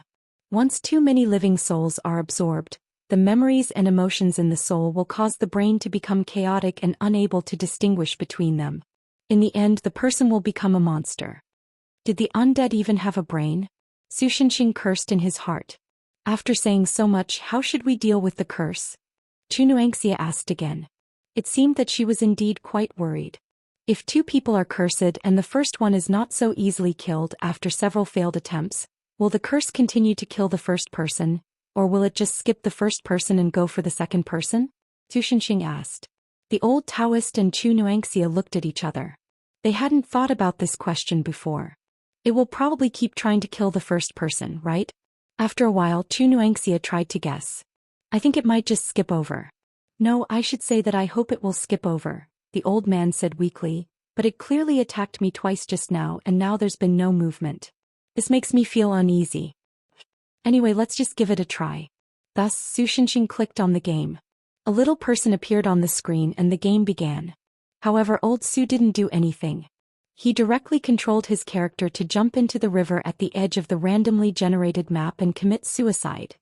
Then the game screen gradually disappeared and a line of white words appeared on the screen. Time of death. 1 minute 32 seconds. What are you doing? Chu Nuangxia was taken aback by his careless actions.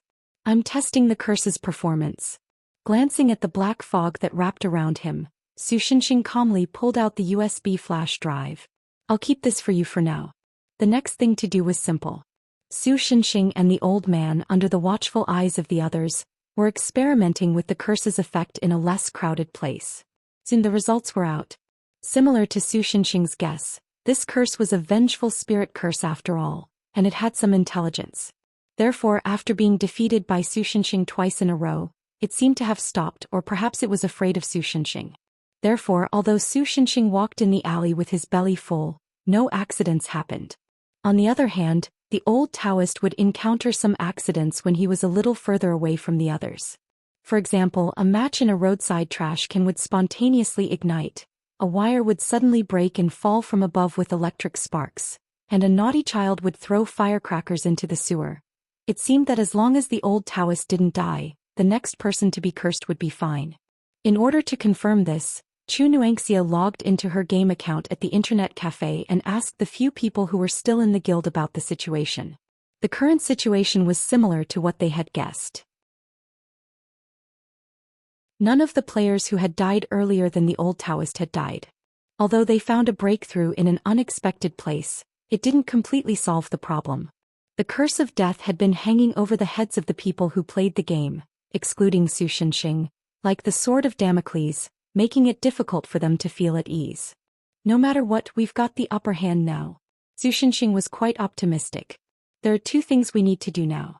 The first is to protect this guy, he patted the old Taoist's shoulder, from being killed by the curse. The second is to retrieve and destroy the rest of the USB flash drives. After saying this, he looked at Xiao Jingyi and asked, can the support department do the latter? I've already told the bureau about this. They said it would take some time. However, I'm quite impressed by their efficiency, so don't worry. Xiao Jingyi replied with a face full of pride. It's good. This way we can stop the curse from spreading. In the future, every time the curse attacks, it will consume its own power. After a few more attacks, I believe it will be weakened to its limit. At that time, it won't be difficult to defeat it. Even though we already know the enemy's real body, old Su, you still can't kill him directly? Hearing Su Shenxing's orders, Xiao Jingyi couldn't help but feel a little unaccustomed. In the past, Su Shenxing's tactics were basically like this. Mo Li and I will attack them from the front, and you just have to shout 666 from the back. Because we can't find the enemy's real body, the vengeful spirit-type curse attack is too weak.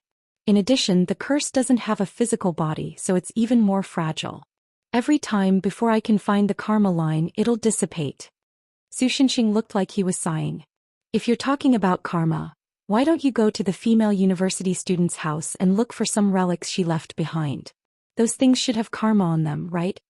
Although he didn't know what the karma line Su Shenxing was talking about was, Xiao Jingyi immediately put forward his own opinion.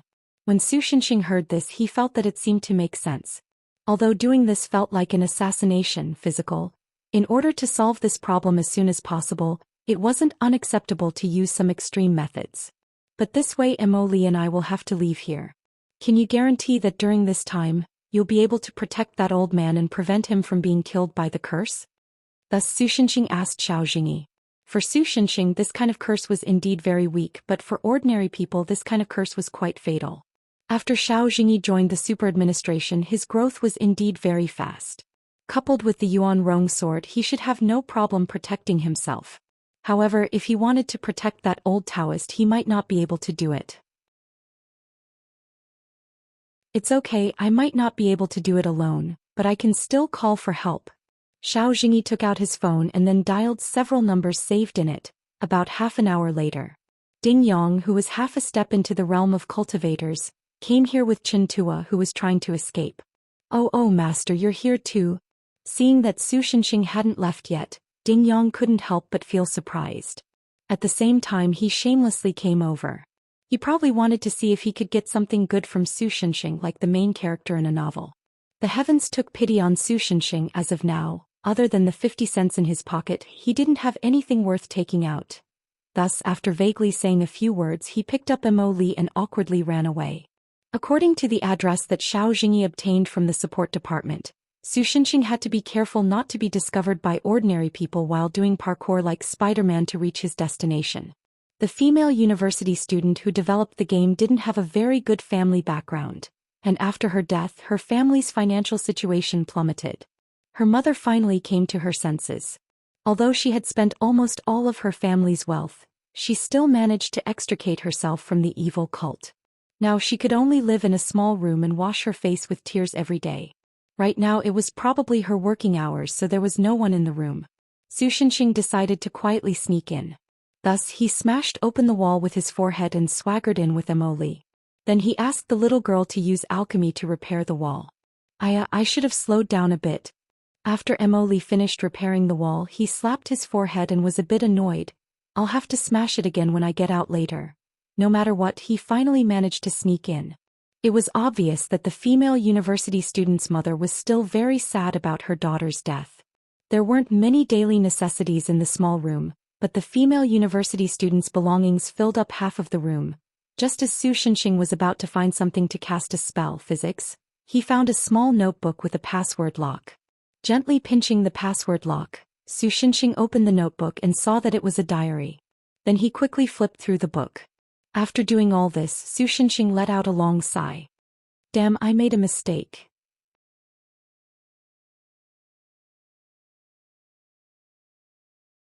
Chapter 441. In other words, what we're facing now is an enemy that can disappear without a trace like in Final Destination, and the only person who could see the enemy left? After listening to Xiao Jingyi's explanation of the basic situation, Chen Tua, as usual, half opened his eyes and used his own words to summarize the current situation.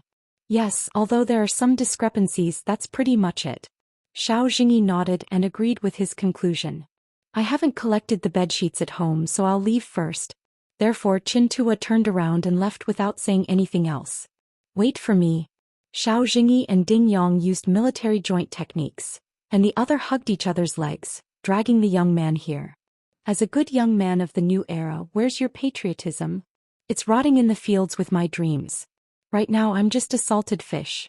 Chen Tua, who couldn't escape even after risking his life, gave up on useless efforts.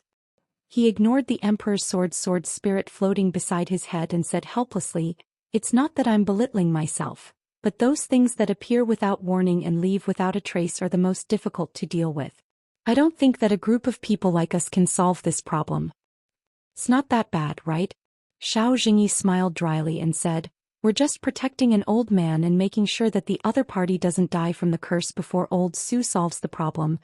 It's easy to say, Chen Tua sighed. He once again ignored the Emperor's threatening words. I'm not a group of people. Emperor's sword spirit.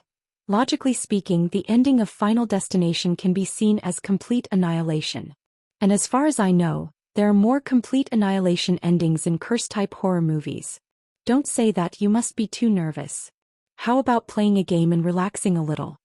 Xiao Jingyi placed the laptop in front of Chen Tua. This thing is the medium to spread the curse? Chen Tua glanced at Xiao Jingyi. How did you know? Xiao Jingyi was shocked. He had only briefly explained to Chen Tua and the others the basic situation that they would have to face. He had only briefly mentioned the curse, not to mention the fact that the curse was spread through the game. Nonsense, I already said that it's a curse, so there must be some kind of medium to spread it.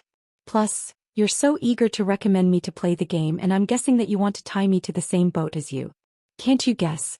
The contempt in Chen Tua's eyes had turned into disdain. Is it because my expression is too fiery? If that's the case, then I'll use a slightly calmer expression and, Xiao Jingyi pretended to be crazy and showed a silly smile. Although it's hard to say, your expression is almost on the same level as the vomit of the sow in my hometown, Chen Tua said seriously. Didn't you say it out loud without any hesitation? Xiao Jingyi complained with an embarrassed expression.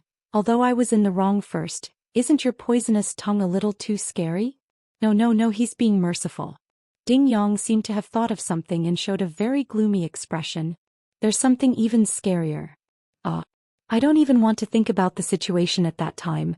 Ding Yang looked into the distance with empty eyes. After a while he came back to his senses and took out a hand-rolled cigarette from his pocket. He waved it at the others and said, "Does anyone want to smoke? This is a cigarette I made with spiritual herbs and tobacco. Not only is it less harmful to the body but it's also good for cultivation." Oh, this is the first time I've seen something like this. I'm embarrassed to accept it. The old Taoist who had been trying his best to pretend to be an ostrich jumped out and said happily.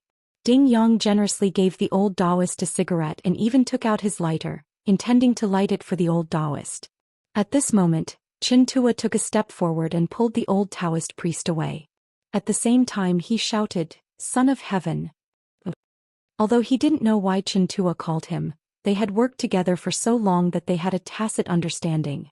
Therefore the Emperor's sword spirit, who was hiding in a corner and drawing circles because its owner ignored it, immediately reacted and appeared between the old Taoist and Ding Yang. Almost at the same time the high-end lighter in Ding Yang's hand suddenly exploded, and a ball of flame rushed toward the old Taoist. However, the Emperor, who had been prepared, waved his robe and blocked it. Because everything happened in the blink of an eye, the old Taoist didn't realize that he had just walked through the gates of hell until the ball of flame was blocked and gradually extinguished on the ground.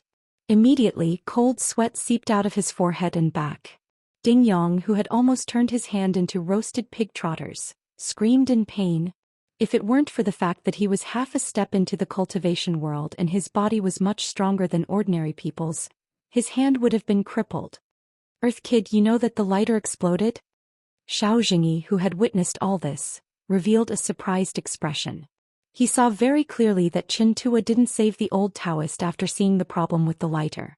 Instead, the moment Ding Yang took out the lighter he seemed to have understood something and pulled the old Taoist back, saving his life. "It's just a guess, but it seems like I'm quite lucky to have guessed correctly."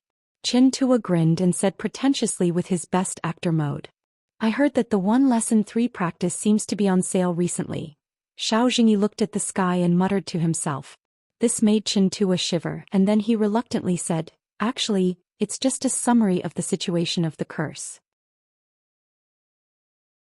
The situation of the curse. The old Taoist didn't understand, but because his life was at stake he pricked up his ears and listened carefully. "Didn't you just say that this kind of curse is triggered? The match in the trash can self-igniting, the high-voltage cable with electric sparks, the child throwing firecrackers into the manhole. Don't these 3 have a very obvious similarity?" Xiao Jingyi thought for a moment, but couldn't find the similarity. In the end, Chen Tua could only sigh and reveal the mystery. "These 3 are more or less related to fire, right? The second one is electricity, right?" Xiao Jingyi asked in confusion. "But people who die from electrocution will always have burns on their bodies, right? The third one is just a child blowing shit up, right? Blowing shit up is also related to the firecrackers igniting flammable gases such as methane in the manhole." After hearing Chen Tua's words, Xiao Jingyi suddenly felt that it made sense. The first form of the curse that the old Taoist triggered was a spark from the computer's mainframe, and a large fire that directly ignited the entire building. Although I don't know the true nature of the curse from this point of view, we just have to pay attention to things related to fire. Chen Tua saw that Xiao Jingyi didn't seem to have anything to say, so he concluded, "Speaking of which, when I played that death game the character in it was indeed burned to death." At this time the old Taoist added in a timely manner, increasing the credibility of Chen Tua's inference. "As expected of a mud kid, it was the right choice to bring you along." Xiao Jingyi couldn't help but be overjoyed. "Okay, then can I go back and collect the clothes now?" Chen Tua didn't look happy at all. Instead he continued to ask, "Didn't you say before that it was the bedsheet? Speaking of which, since you've already discovered the key point, then the work of protecting this old man should be much easier, right? Why did you choose to leave?" Xiao Jingyi asked Chintua in confusion. Since they understood that the old man's curse was related to fire, then as Chintua said, they just had to pay attention to things related to fire. With this direction, the difficulty and danger of protecting the old man suddenly decreased. In this case, there was no need to leave here, right? So, Uncle Policeman, you still don't understand the seriousness of this problem. Chintua sighed again. Although it's just a small matter now, if this continues, maybe the curse will become more intense, and there will be more disasters to kill this old man. Speaking of which, a luxury apartment building has already been burned because of this. Xiao Jingyi answered honestly. There's such a thing? Then the possibility of the curse bringing a truck with flammable and explosive goods directly to this place to cause an explosion isn't low, right? Chintua's face suddenly turned pale. He didn't know if the curse heard his words and thought so there's still such a thing.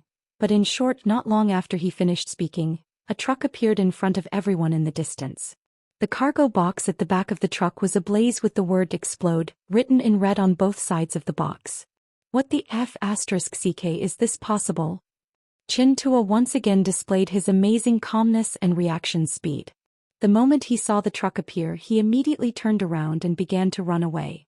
His actions naturally caused the others who were still in a daze to wake up one after another, and they all began to run together. However, those with 2 legs definitely couldn't outrun those with 4 wheels. Not long after, the truck had already reached a very dangerous point. At this distance, even if the truck didn't hit them, just the explosion of the flammable and explosive goods in the truck would be enough to affect them. At this moment, the fire hydrant on the side of the road was completely washed away. Several streams of water twisted into one, and then turned into a huge water ball buffer layer. It forcibly took the impact of the truck and absorbed it into the water ball, extinguishing the flames on the truck. However, the goods in the truck itself might have the effect of an accelerant. After a while, the flames leaked out from the gap of the truck again and burned in the water ball, giving people a very strange feeling. Xiao Jingyi looked at the scene in front of him with a little dumbfounded. We were invited by Mr. Su to help. At this time, a familiar voice came from behind. Sorry, we're a little late. Xiao Jingyi turned around and found that the people who came were actually the master and servant from Japan, who had almost no sense of presence in Sakura apartment. In addition, there seemed to be a young girl who had joined Sakura apartment not long ago, who also had no sense of presence. At this time, Chihaya Fukuyama was trying hard to maintain the water ball, because her divinity was that of the Einherjar. The power to control water came from the incomplete divinity in her blood, so it was a little difficult for her to use the power of water. No, it couldn't be better if you could come and help. Xiao Jingyi was really relieved. This truck is going to explode. Chihaya Fukuyama's face was red. She manipulated the water flow to get the unconscious driver out of the water ball and threw him aside, hoping that he could survive the explosion. You have to go to a safer place. A safer place. Speaking of a safer place, Xiao Jingyi subconsciously thought of Sakura apartment. Chihaya Fukuyama freed her hand and pulled out a spray of water, drenching Xiao Jingyi and the others. At the same time, it also created a small puddle under their feet. In the next moment, this group of people all disappeared into the puddle. From the outside, it looked like they had sunk into a puddle less than a centimeter deep. It was a bit like a horror movie, but in fact they were in a place that was second only to Sakura apartment in terms of safety. That was the mirror world created by the young girl Yu Xingjing. Then the master and servant from Japan and Yu Xingjing also entered the mirror world. In the next moment, the water ball, which had lost its divine power, could no longer contain the fire in the truck, so a deafening explosion sounded in this deserted street. Su Xinxing, who was running, vaguely felt that he seemed to hear the explosion. He didn't know if Chihaya Fukuyama and the others could make it in time. After all, they were in a bit of a hurry. In fact, it would be safer for Su Xinxing to go over himself. But after understanding the true nature of the curse, he was confident that he could solve all of this in a short time as long as he made the most of the time. Currently, he was moving around the whole of Jiangjin. To be exact, he was moving around the 20 or so properties of the deceased. That's right, the initiator of all of this was not the female university student who created the death game, nor the comatose sister in the hospital, but the deceased who had knelt from the beginning, the guild master of the Black Dove Alliance. Because the conspiracy was exposed too early, Su Xinxing and the others fell into the wrong trap and wasted so much energy running around Jiangjin. According to the diary left behind by the female university student who created the game demo, the guild master was actually a mother fetish. It wasn't the kind of attachment that most people would have towards their mother, but it was closer to Freud's perverted desire to fuck his mother. Of course, as an adopted orphan, the object of his admiration was not his biological mother, but his adoptive mother who adopted him. The reason for all of this started 3 years ago.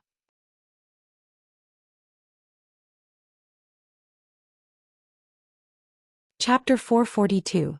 Because Su Xinxing guessed the whole story from the diary of the female university student who made the game, the specific situation was not particularly clear. In short, the story was that the deceased had a crush on his adoptive mother and to a certain extent had an incestuous relationship with her. This situation was inadvertently discovered by the deceased's sister, causing the relationship between the deceased's family to become very tense. Only the bitter adoptive father did not notice this at all. Later, because of a car accident, the deceased's adoptive parents died, and the sister became depressed and autistic. Without notifying any relatives, the deceased quickly finished the funeral of his adoptive parents. As a result, the relatives who came like vultures and dogs could only see the urns of the two people. Of course, because the company of the deceased's adoptive parents was eventually embezzled by those people, they did not care too much about this matter. In fact, although the deceased's adoptive father was indeed cremated, the body of his adoptive mother was not done so, but was hidden by the deceased. After that, the deceased began to look for a way to resurrect people. Because he did not know that this world was related to supernatural forces, he initially pinned his hopes on biotechnology. It was not until the deceased met the female university student on the internet that he gradually changed his plan. In the school of black magic that the female university student studied, there was a point of view. They believed that human death was related to death. Death was some kind of manifestation of the world's will. Once a person was determined to die at a certain time, then no matter how the person escaped, he would eventually die due to various coincidences and accidents due to the power of death. Then, if this understanding was reversed slightly and an innocent person was used as a substitute to replace the doomed person, and successfully deceived death, what would happen? The answer was not difficult to guess. The doomed person would escape and could even take the life of an innocent person and continue to live in the world. Then, if he went a little deeper and replaced the dead with an innocent person, what would happen? That was the ultimate black magic, the resurrection of the dead. Obviously, to deceive death, just 1 or 2 sacrifices were not enough. A large number of innocent people were needed as sacrifices to exchange for the dead. Therefore, the deceased asked the female university student to develop the game and add special black magic to the game to form a death curse that could be spread. In this way, he could create more sacrifices as his bargaining chips. When there were enough sacrifices, he could use all the sacrifices to form a false soul to deceive death and replace the soul of his adoptive mother, and let her obtain a lifespan that was far longer than that of a normal person. And this plan was called Death is Eternal in the female university student's diary. In the diary, the female university student spoke highly of the deceased. It was obvious that the deceased's aptitude could even be described as peerless to be able to learn black magic to such a profound level in less than 3 years. Unfortunately, he took the wrong path, causing the plan, the female university student, and even the deceased himself. I can't find it. In theory, as long as he could find the body of his adoptive mother that was hidden by the deceased and destroy the false soul that was the center of the curse, then the curse's ability to spread itself would completely disappear, and the damage of the curse would be greatly reduced. As long as he took some time to recuperate, the remaining curse would quickly self-destruct. But the problem was that Su Xinxing could not find the body of the deceased's adoptive mother. At this time, his antique phone suddenly rang, and the caller ID showed that it was an unknown number. "Hello, who is this?" "I'm Chun Wan Xia." "Ah, the person who was with Miss Emily. How did you get my phone?" asked Officer Xiao. Although his sneaky smile at the time made me a little angry. Su Xinxing felt as if he could see Xiao Jingyi's expression at the time. "What's the matter? I heard from Officer Xiao that you seem to be looking for something. Maybe I can help." "Phew, one who survives a great disaster is bound to have good fortune in the future."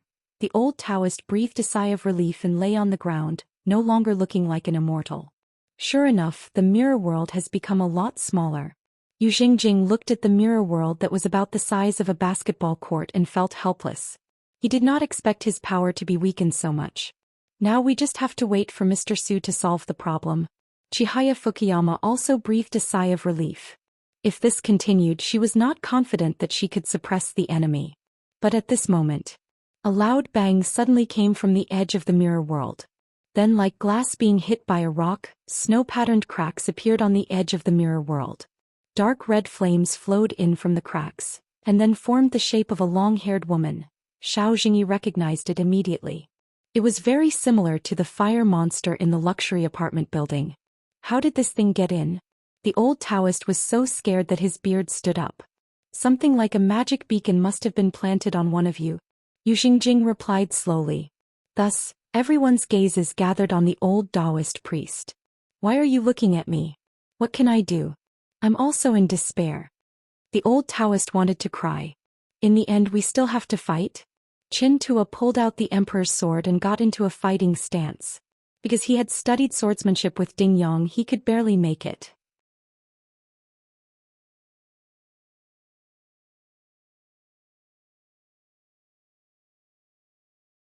Chapter 443. In the end, was it the child who was with Mo Li in the hospital who gave you the hint that you found the body of the deceased's adoptive mother in time? In Ying's apartment, Xiao Jingyi, who had just escaped death, sat on the sofa like a good student and asked curiously. Yes, but in return we can't erase her memories related to this incident. Su Shenxing leaned on the sofa and replied, It's not my style to turn my back on people, so tell your side to be careful. Don't erase her memories. Okay, I still have the right to make decisions for this kind of small matter.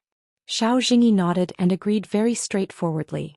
Then he continued to ask, Can you tell me about the situation on your side at that time? When did you become so nosy? Su Shenxing frowned and said. At this time, the beast-eared girl rushed in with a flying saucer. She excitedly wagged her tail and said, Little Su, let's go for a walk, okay? To Su Shenxing, going out with the cute beast-eared girl to play with a flying saucer was obviously much more attractive than sitting with a big guy like Xiao Jingyi and talking about a plot that only happened in a movie.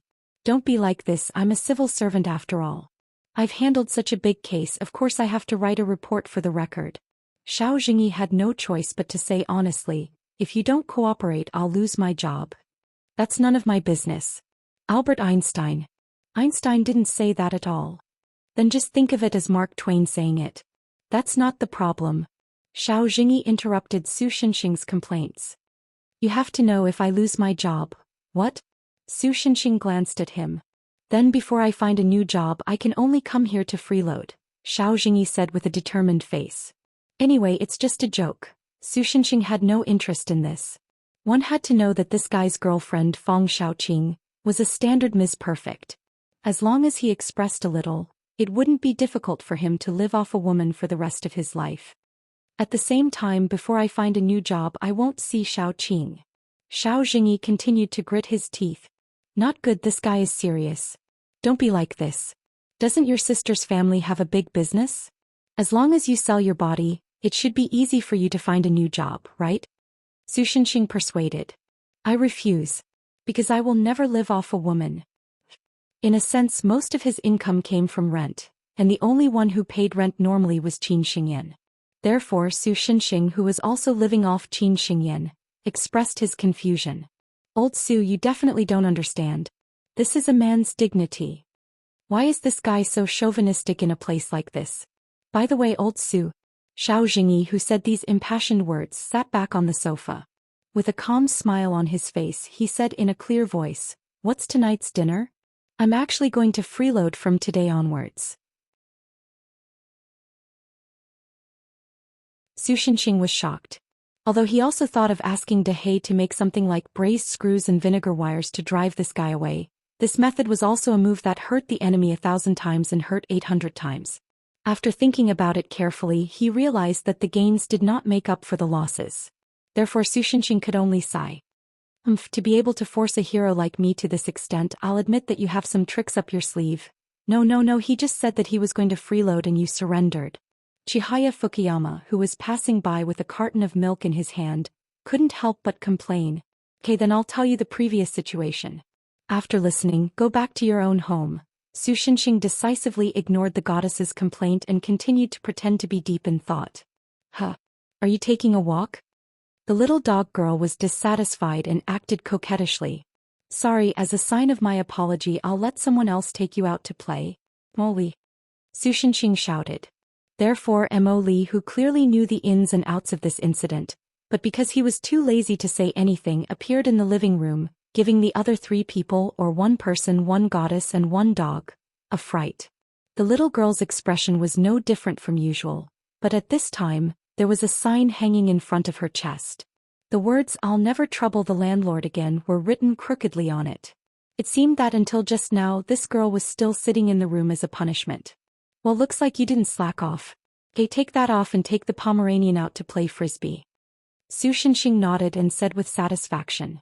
Therefore the little girl took off the sign and threw it on the ground as if relieved of a burden. With a loud bang, a large hole was smashed into the floor by the wooden plaque that looked similar to a horse painting. The beast-eared girl was so scared that she clamped her tail, but before she could react, Emily grabbed her tail. Let's go.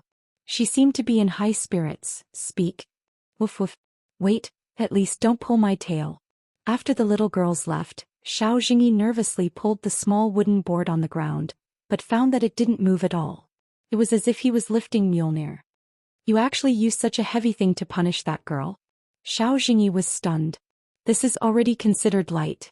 I even suspect that the girl just felt that it would be embarrassing to go out with this thing, so she revealed a happy expression. Su Shenxing said in distress, "This floor needs money again." After complaining for a while, Su Shenxing began to explain the situation to Xiao Jingyi. Before receiving Chu Nuangxia's call, Su Shenxing could only follow the routine step by step. He followed Xiao Jingyi's memory and investigated the deceased's property one by one. This would undoubtedly waste a lot of time.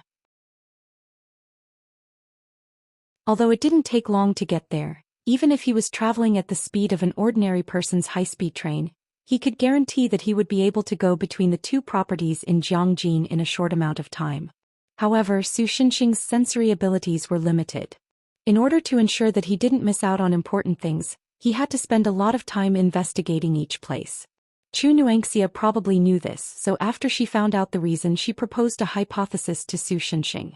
The deceased's adoptive mother's body couldn't be casually hidden in a property because it would take a lot of effort and equipment to protect a corpse from rotting for a long time.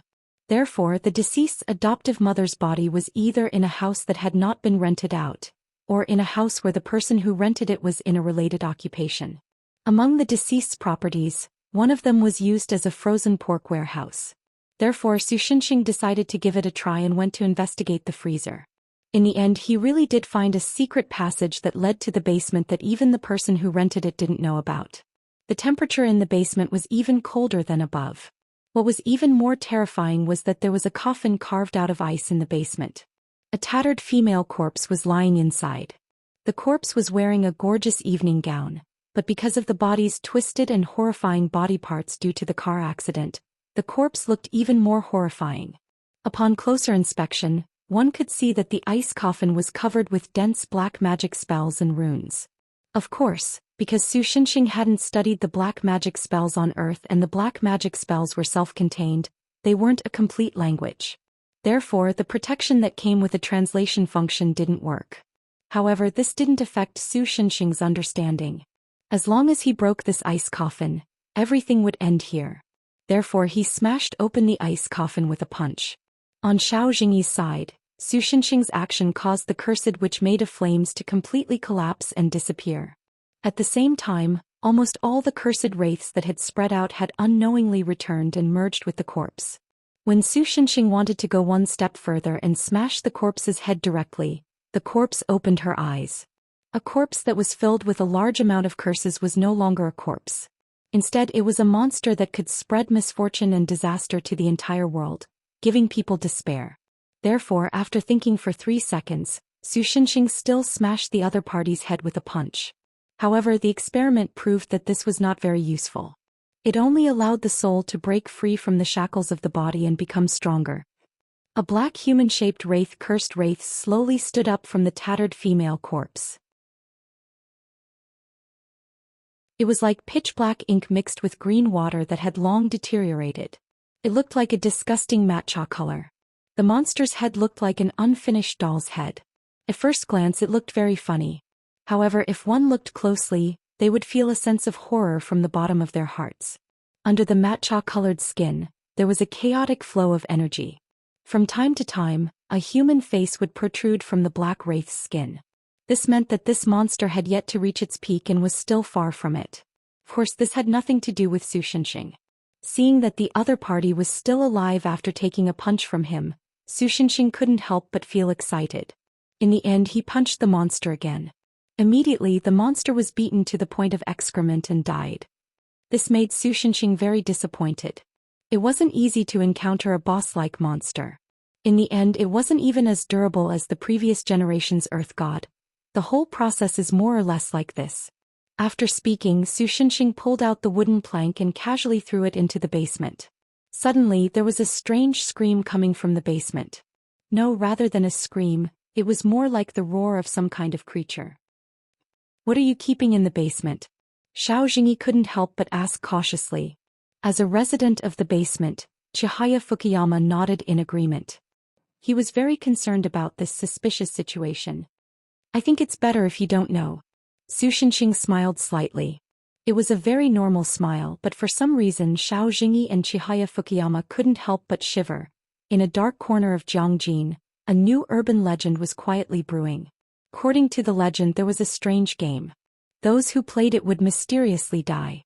However, if they could successfully pass the game, they would have eternal life.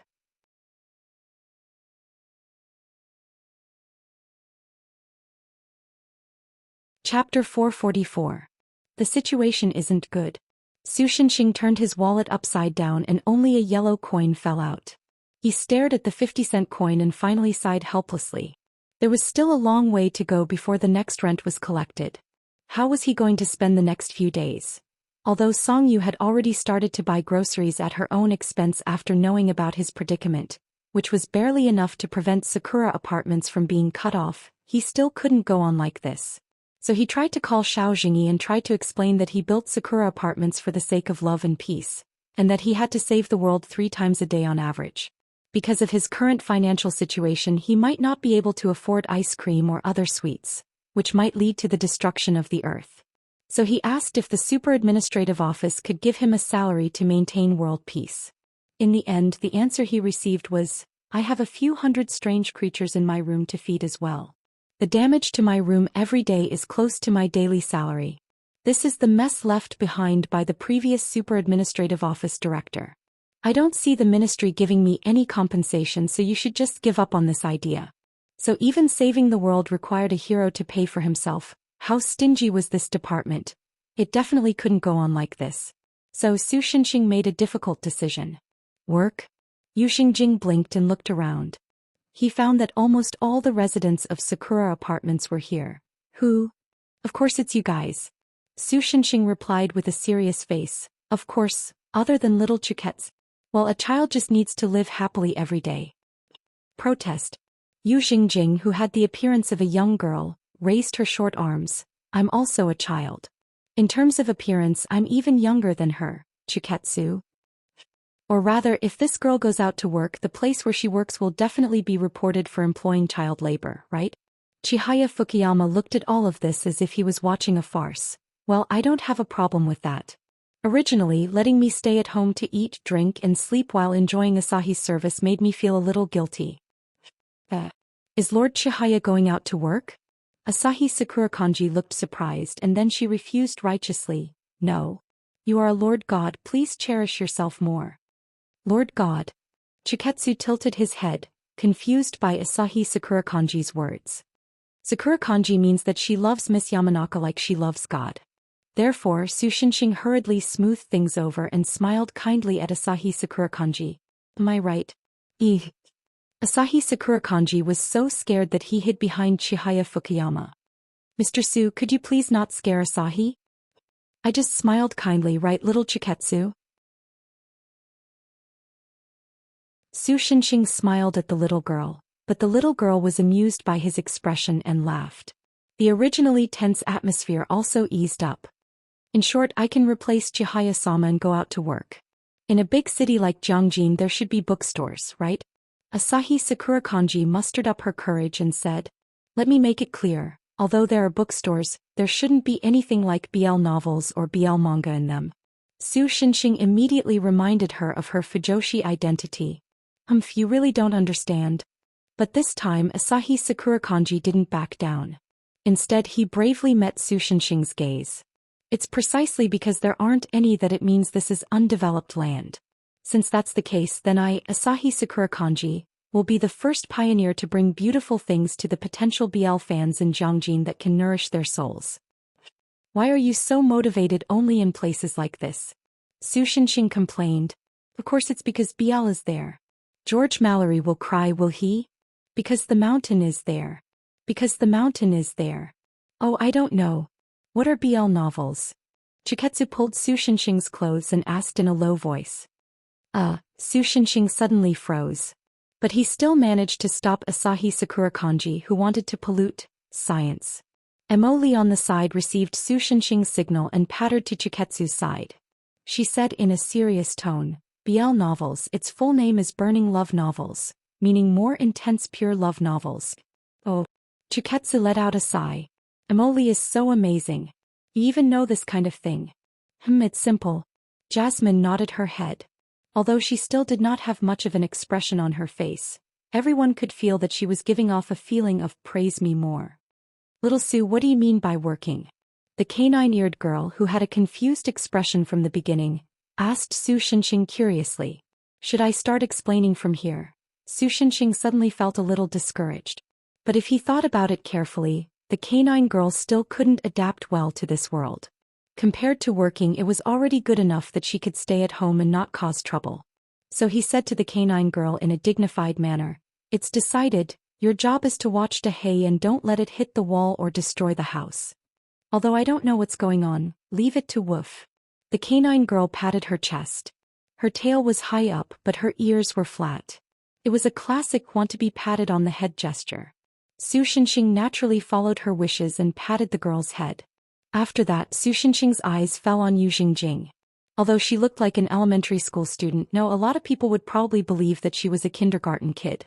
But this girl's mind was no different from an adult's, and her physical strength was far stronger than an ordinary adult's. The reason why she was so resistant to working was probably because of her homebody personality. "I heard that you've been learning how to play computer games recently?" Su Xinxing pretended to ask casually. "What do you want to do?" The girl looked at him warily. "You can actually make money by playing games?"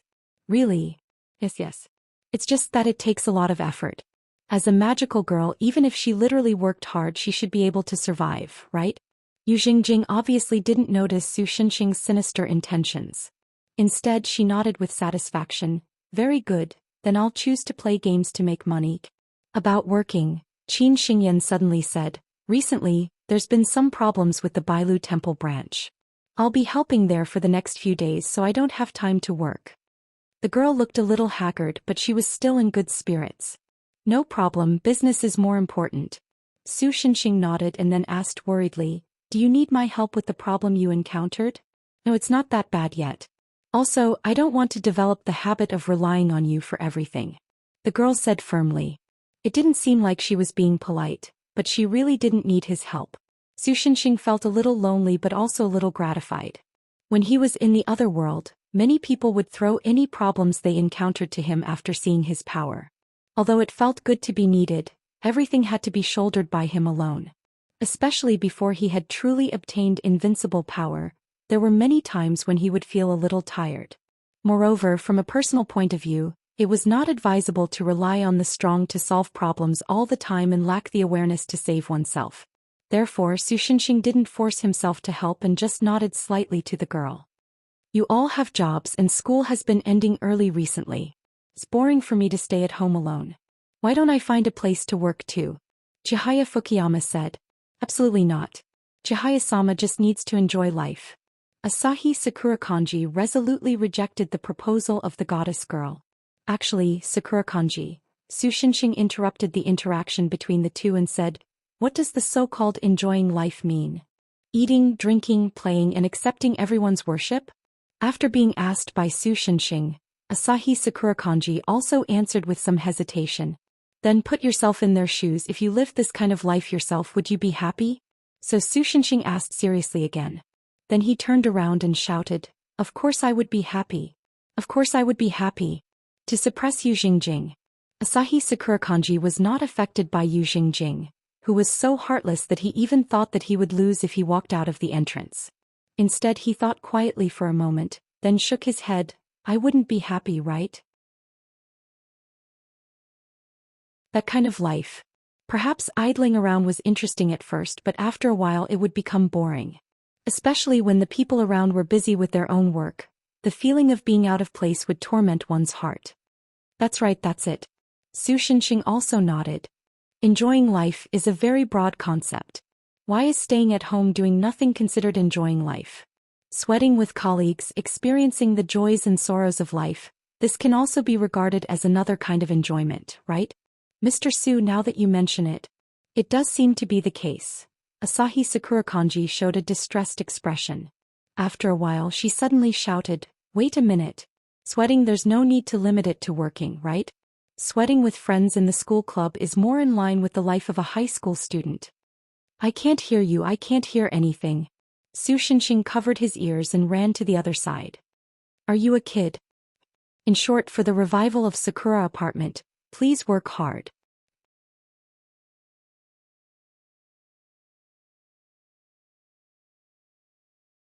Chapter 445. Little Su, did something happen to you? The lunch rush hour had passed and the Shaxian snack shop owner finally had some free time. He looked at the restless Su Shinxing and asked curiously. He had a good impression of this university student who was working. In this era there were not many people who could work hard and endure hardships. Ah, boss. Su Shinxing, who came back to his senses, asked subconsciously, is there a new takeout order? It seemed that because he was thinking about something just now, he didn't hear the boss's words. The Shaxian snack shop owner thought for a moment, then showed an expression of sudden realization. I know, little Su, you must be worried about your girlfriend. What? Su Shinxing was taken aback. It's the girl who has been coming to our shop to eat some time ago. I think she is most likely coming for you. Haven't you noticed? The boss looked at Su Shinxing's confused face and couldn't help but be more curious. Hey, don't make fun of me. Su Shinxing thought that he really didn't pay attention to this matter. Plus, he never told Song Yu and the others that he worked in this shop, so it shouldn't be them. If they really came, Su Shinxing could recognize them at a glance. However, it was not that Su Shinxing was self-deprecating, but this kind of person who didn't have contact with him probably didn't like him because of his rich connotation or noble soul. It was more likely that she would like him based on his appearance. When he thought that someone might fall in love with him at first sight, Su Shinxing couldn't help but sigh that the aesthetic standards of this era were getting more and more confusing. Since the little girl next door moved away when he was 6, he almost didn't have any relationships with the opposite sex until he transmigrated. However, the few people in Sakura Apartment were enough to give him a headache, so he didn't plan to provoke them. Therefore, he didn't continue to discuss this issue with the boss. Okay, I won't talk about it. The boss entertained so many customers every day, so he could be considered half a person. When he saw Su Shinxing's expression, he knew that he did not intend to continue talking about this matter.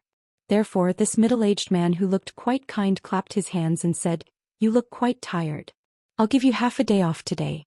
You don't have to come in the afternoon. Su Shinxing wanted to refuse, but when he thought of the residents who were working for the first time, he finally swallowed back the words of refusal. Boss, are you okay here? I mean at night. Other than lunch, dinner was also very busy. Today was a holiday, so it should be busier than usual.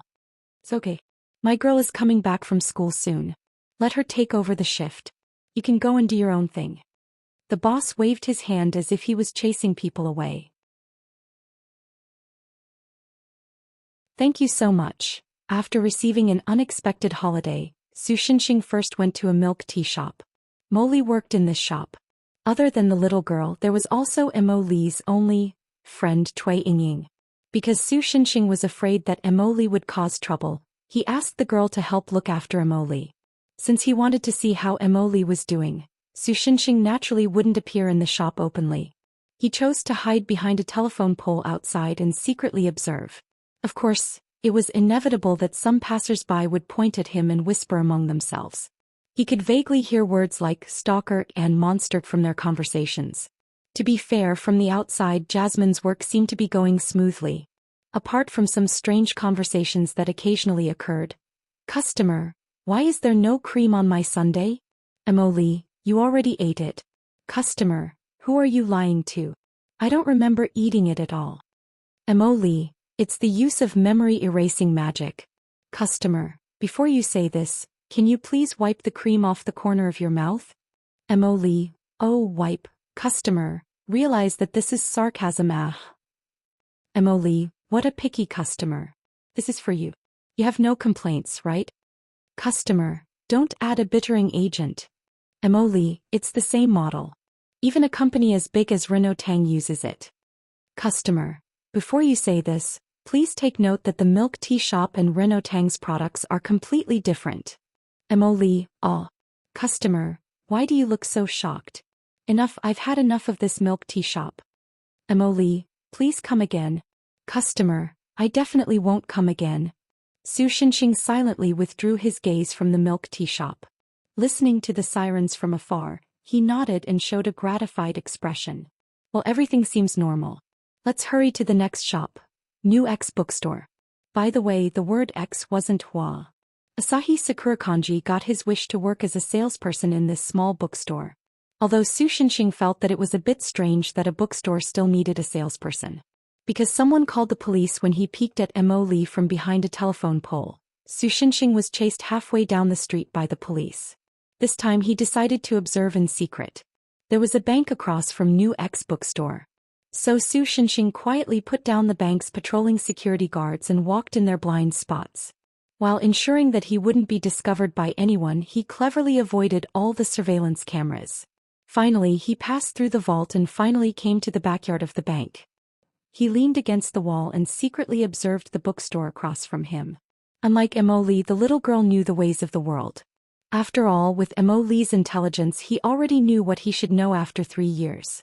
He was just too lazy to follow orders. In fact, if it wasn't for Su Xinxing's instructions and Cui Yingying's help, the incident at the milk tea shop wouldn't just be a small matter like stealing cream. In this aspect, Asahi Sakurakanji was obviously much better than Mo Li. After all, Sakurakanji was still the head of the White Bell Shrine. She once traveled across the ocean to invite Su Xinxing to Japan to take charge of the White Bell Shrine. After experiencing so many things, she was naturally more mature than her peers in terms of dealing with people. Her appearance also became one of her assets. After she became the bookstore's hostess, the number of customers in the bookstore increased significantly. Most of them exuded the fragrance of single dogs. It was just that the way she received customers always gave Su Xinxing a subtle sense of déjà vu customer. Well, I want to buy a comic book. Sakurakanji. Okay, I recommend this Fire Ninja. The focus is on the beautiful friendship between young people. Customer. Well, although it is indeed a famous work, I want to read something more meaningful. Sakurakanji. Meaningful? Then I recommend this Steel Alchemist. The focus is on the beautiful affection between brothers. Customer. Although this is good, it is still better to be hot-blooded. Do you have any sports comics to recommend? Sakurakanji. No problem, this Black Basketball is a relatively popular sports comic. The focus is on the beautiful camaraderie between teammates. Customer. I always feel like I smell something strange. Maybe it's an illusion. Then can you recommend me a comic that you like? Sakurakanji. Of course, I recommend this Pure Romance. The focus is on the beautiful love between the male protagonists. Customer. Sure enough, it's not an illusion. Su Xinxing offered 3 seconds of silence for the customer who strayed into the tiger's den. Then he found that he seemed to have fallen into an even worse situation. He didn't know when the escort on the cash truck found the unconscious security guard. Now the outside was surrounded by the police. It was like they found a bank robber. Not good. Even if he explained to them that he was just secretly observing, the police wouldn't believe him, right?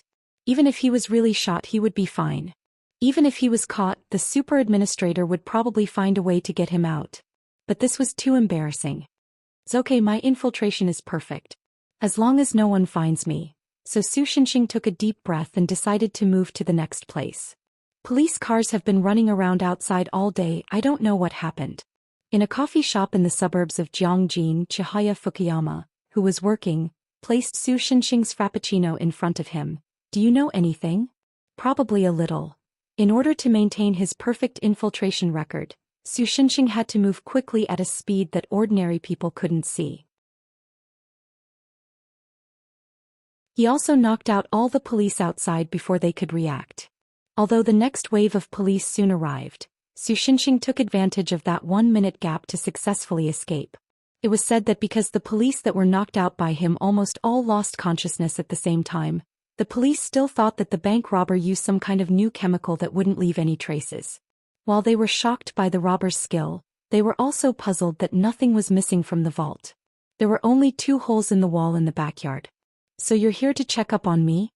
Chihaya Fukuyama, who wasn't interested in this matter, didn't ask further. He only looked at Su Shinxing's clothes and joked. Kind of, how's your job here?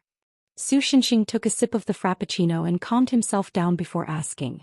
This coffee shop was actually a maid's coffee shop, but it was said that the coffee in the shop was very authentic. The coffee blend was created by the owner himself by mixing 6 types of coffee beans. Of course, to Su Shinxing the taste of the coffee was basically the same. It's okay, I used to work in Japan. While saying this, the girl skillfully took away the tray on the side. From her skillful movements, it didn't seem like she was bragging. She really did work in this area. After all, my family wasn't rich before. In order to reduce my grandfather's burden, I had to go out to work to earn living expenses. As she said this, the girl seemed to remember her experience when she was still a human god, and the movements of her hands slowed down significantly. Although it was easy to just eat and wait for death in Sakura's apartment all day long, she occasionally inexplicably thought of that time. She didn't know if she missed her previous life or her grandfather who secretly bought Sachin magazines at his age and was full of dirty words. If you have time in the future, do you want to go back and have a look? Su Shinxing asked. I'm afraid it's not that simple. The girl looked a little sad. She shook her head and said, after all, in a sense, I'm already a god in this land. The Inyang Hutong in Japan won't let gods from other countries go to Japan at will. You can rest assured about this. Su Shinxing didn't feel much about this. They will be happy to let you go back and visit your parents. I promise with my fist. Anyway, even if the guys in the Inyang Hutong didn't care about the rules of the underworld, they couldn't beat him.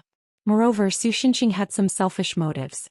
If Chihaya Fukuyama wanted to go back to Japan to visit his parents, could he also get a ticket to find Mizuki Takemiya? For some reason he couldn't let go of the girl who called him father on the deserted island. Even though that young girl's current net worth could push Su Shinxing to the ground and rub him against the ground. I'll think about it when I have the chance. But in the end, Chihaya Fukuyama still couldn't make a decision. Su Shinxing also knew the other party's inner struggle, so he didn't say anything to interfere. He just silently drank his frappuccino. Ah, right. After a moment of silence, the girl suddenly seemed to think of something and said to Su Shinxing, remember to pay for what you ordered, I won't treat you. Are you kidding? Su Shinxing choked on his frappuccino. His eyes widened and his face was full of disbelief. Unfortunately, our protagonist's total net worth was only 50 cents. Damn it, do I have to continue using my card? Logically speaking, he didn't have much money left in his card. Su Shinxing watched the young girl in the maid uniform leave with a teasing smile and a tray in her arms. He began to seriously consider whether he should drink the Overlord's water. In any case, he had done enough things today, so one more wouldn't make a difference. If you're worried about the cost of this drink, I can pay for it. At this moment, the door of the coffee shop was suddenly opened. A figure slowly walked towards Su Shinxing and said, but in exchange, can I chat with you for a while? Because the other party was backlit at first, Su Shinxing was too lazy to cast a protective shield on himself over such a trivial matter, so he couldn't see who it was for a moment. It wasn't until the other party walked in front of him that he realized, why are you here?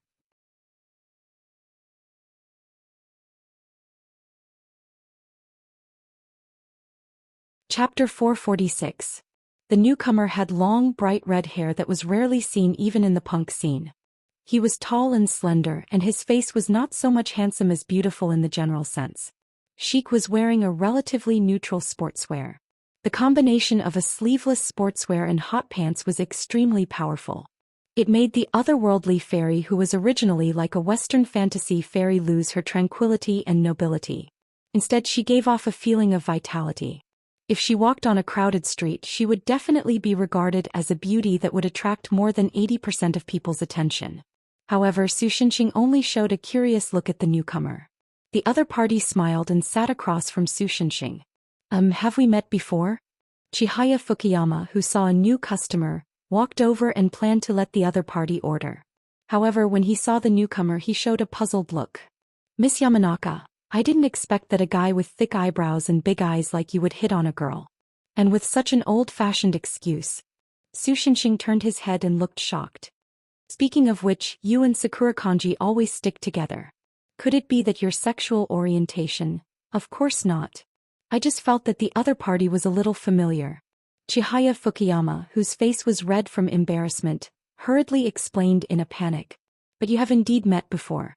Then Su Xinxing slowly added another sentence, which made Chihaya Fukuyama, who was still explaining, swallow his words. The girl raised her eyebrows and seemed like she wanted to scold Su Xinxing. However, when she saw Su Xinxing's indifferent expression, her shoulders drooped in disappointment. Is it fun to tease me? Yes, it's very fun.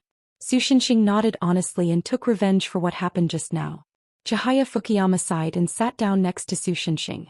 She even squeezed Su Xinxing hard. Sit a little closer, I don't have any place to sit. Su Xinxing, who didn't know what she wanted to do, obeyed and sat inside. Therefore, Chihaya Fukuyama picked up Su Xinxing's frappuccino and drank it all in one gulp. Ah, my coffee frappuccino. Anyway, I don't think you like it. Chihaya Fukuyama bitterly stuck out her tongue, but she still looked angry. Su Xinxing just shrugged. Indeed, he didn't like coffee. The reason why he ordered it was purely because he felt that if he didn't order anything, he would be a hindrance to the other party's work.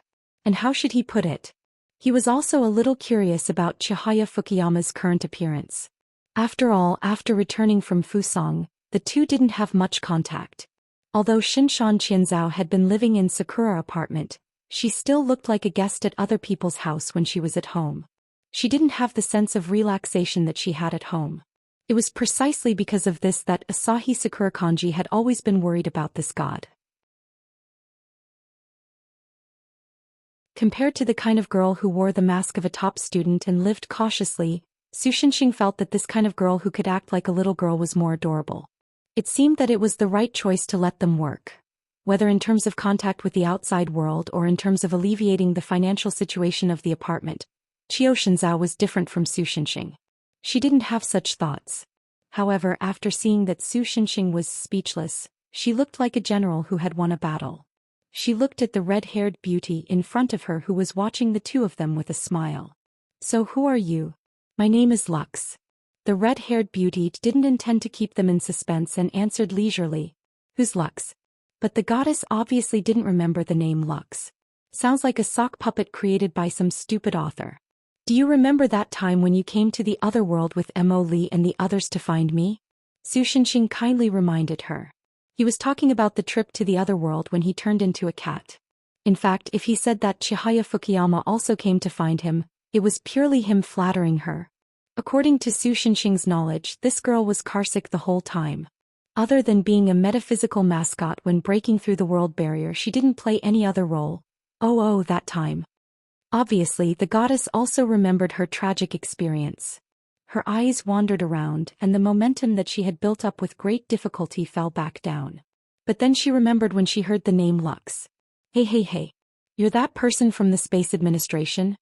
Because only when sending Su Xinxing and the others back to Earth, Lux, who was wearing a heavy spacesuit, showed her true face, so it was normal that Chihaya Fukuyama couldn't remember. Yes, I'm that administrator. Lux admitted with a smile. But I remember that you have... that? Chihaya Fukuyama used her hands to make a chicken wing gesture behind her back. Because the world Earth is in belongs to the fourth type of world, unconfirmed world. According to the rules of the Space Administration, I can't interfere with the normal development of this world. Similarly, I can't let ordinary people in this world know about the existence of the Space Administration. Lux replied with a bitter smile. So when I came to this world, I had already changed my information to the form of an Earthling. Earthlings don't have wings, so I naturally don't have wings. Su Shenxing showed a look of understanding. He had thought that the other party had used some kind of magic or optical camouflage to achieve this. It should be known that ordinary illusion magic or optical camouflage could not fool Su Shenxing's eyes, which could even see through karmic lines. But he didn't find anything just now, so he thought that the Space Administration had developed some kind of epic-making magic or technology which surprised him a little. But now it seemed that he was just overthinking. Can I ask a question? Chihaya Fukuyama continued to ask. Please. Perhaps because Su Shenxing saved her life, the other party seemed to be easy to talk to. Are you male or female now? Chihaya Fukuyama asked curiously. No, I'm still a hermaphrodite. Lux replied firmly. I have both characteristics.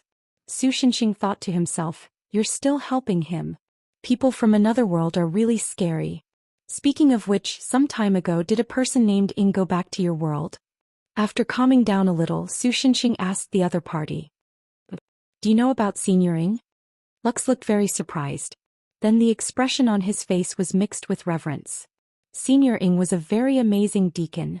The Space Administration once thought that she had died 1,000 years ago and even cancelled Senior Ying's seat, but I didn't expect her to come back some time ago.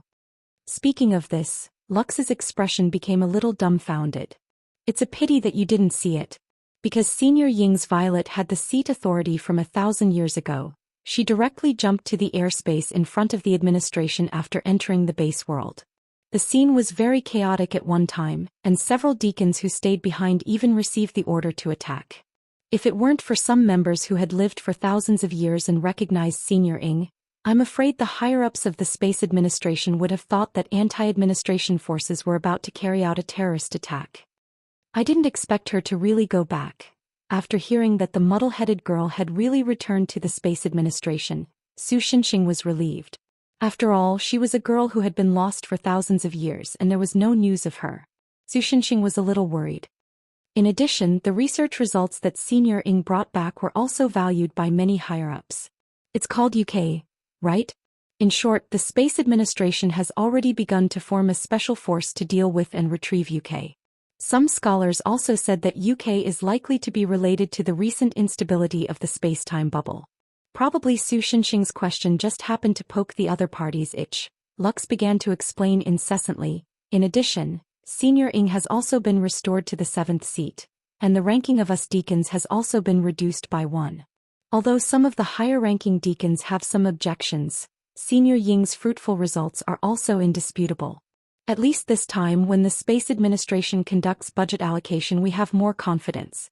To be honest, I haven't received a year-end bonus for almost 2 years. There's even a year-end bonus. What kind of place is the Space Administration? Su Shenxing muttered in his mind. Speaking of which, the Space Administration seemed to be a department established to stabilize the existence of space and time. Then, as someone who saved hundreds of worlds and avoided almost the same number of possible space-time shocks caused by the destruction of worlds, could he go to the Space Administration to receive a reward? Even if it could only be reimbursed for today's frappuccino. Although he had this idea, fortunately Su Shenxing's skin was not that thick and he quickly gave up the idea. In short, putting aside the constantly flashing in his mind that could be published on the UC News page, Su Shenxing quickly returned to the topic. So what are you doing here this time? If you want to retrieve the shuttle, I can take you there now. Although if the shuttle was retrieved by the other party, Ing Apartments would once again return to the era of no transportation. In fact, there was still Jiangyu. Su Shenxing did not intend to take the shuttle for himself. This was also one of Su Shenxing's principles of doing things, or one of his moral cleanliness. Of course, the enemy's things were not in the scope. Was taking the enemy's things called stealing? It was called dropping. Picking up dropped items was also part of being a hero. If you don't like it, don't play. As for the shuttle, as long as you don't give it to the government of this world to study and let the technology of the Space Administration leak out, there's basically no problem. And to be honest, even if you give the shuttle to the most advanced laboratory on Earth, they might not be able to study it. After all, I think the energy use of this world is still stuck at a very low level of electricity and heat. When you can achieve 100% nuclear energy use, then you can study the shuttle. Maybe there will be some gains. Lux, who despised the technology of Earth, shook his head. Also, I'm not here for this matter. Su Shenxing raised his eyebrows. This guy made it clear that he was here for him from the beginning? Probably realizing something, Chihaya Fukuyama stood up. I'll go get you some drinks. Lux sir? It seemed that the girl was a little hesitant about how to address this alien world. Just call me by my name. Lux seemed to be quite generous. Then would you like to order something? Perhaps it was a habit of growing up in Japan, but he felt that it was rude to call him by his name directly. Chihaya Fukuyama pondered for a long time and finally decided to call him guest. Do you have helium-3? Lux asked. No. The girl replied. Then I'll have a Turuo nano juice. Turuo, what? The girl frowned and found that she couldn't even repeat what Lux said. It's a kind of high-energy juice that looks like... Lux looked up on his mini-pad for a moment before continuing. It's similar to the slugs on Earth. It tastes good and can be used as lubricant. I highly recommend it. What the hell are you planning to lubricate? Su Shenxing complained in his mind. Please order a drink that exists on Earth. Chihaya Fukuyama complained verbally. A glass of water with ice. After hesitating for a moment, Lux finally ordered. Suddenly, Su Shenxing saw an expression on the girl's face that said, I waited for so long, and you only ordered this chicken neck thing. Are you King kidding me? Of course, most of it was just Su Shenxing's imagination, but the girl's expression was very complicated. After the girl left, Lux's expression became a little more serious. Su Shenxing also knew that the meat was coming, so he put down the devastated tissue in his hand and waited for the other party to continue. If you don't mind, can you come with me to the Space Administration? Lux said seriously. What's wrong? Is there a problem with your Space Administration? Su Shenxing asked curiously. Although he also had a certain degree of vigilance towards this trans-world organization that seemed to maintain world peace, he still had a good impression of it. No, that's not it. Lux's expression became a little awkward. After a moment, he seemed to have made up his mind and said, Actually, this time I'm here to take you to the Space Administration for trial. The crime is destroying the stability of space and time. What? Our protagonist had a dumbfounded look on his face.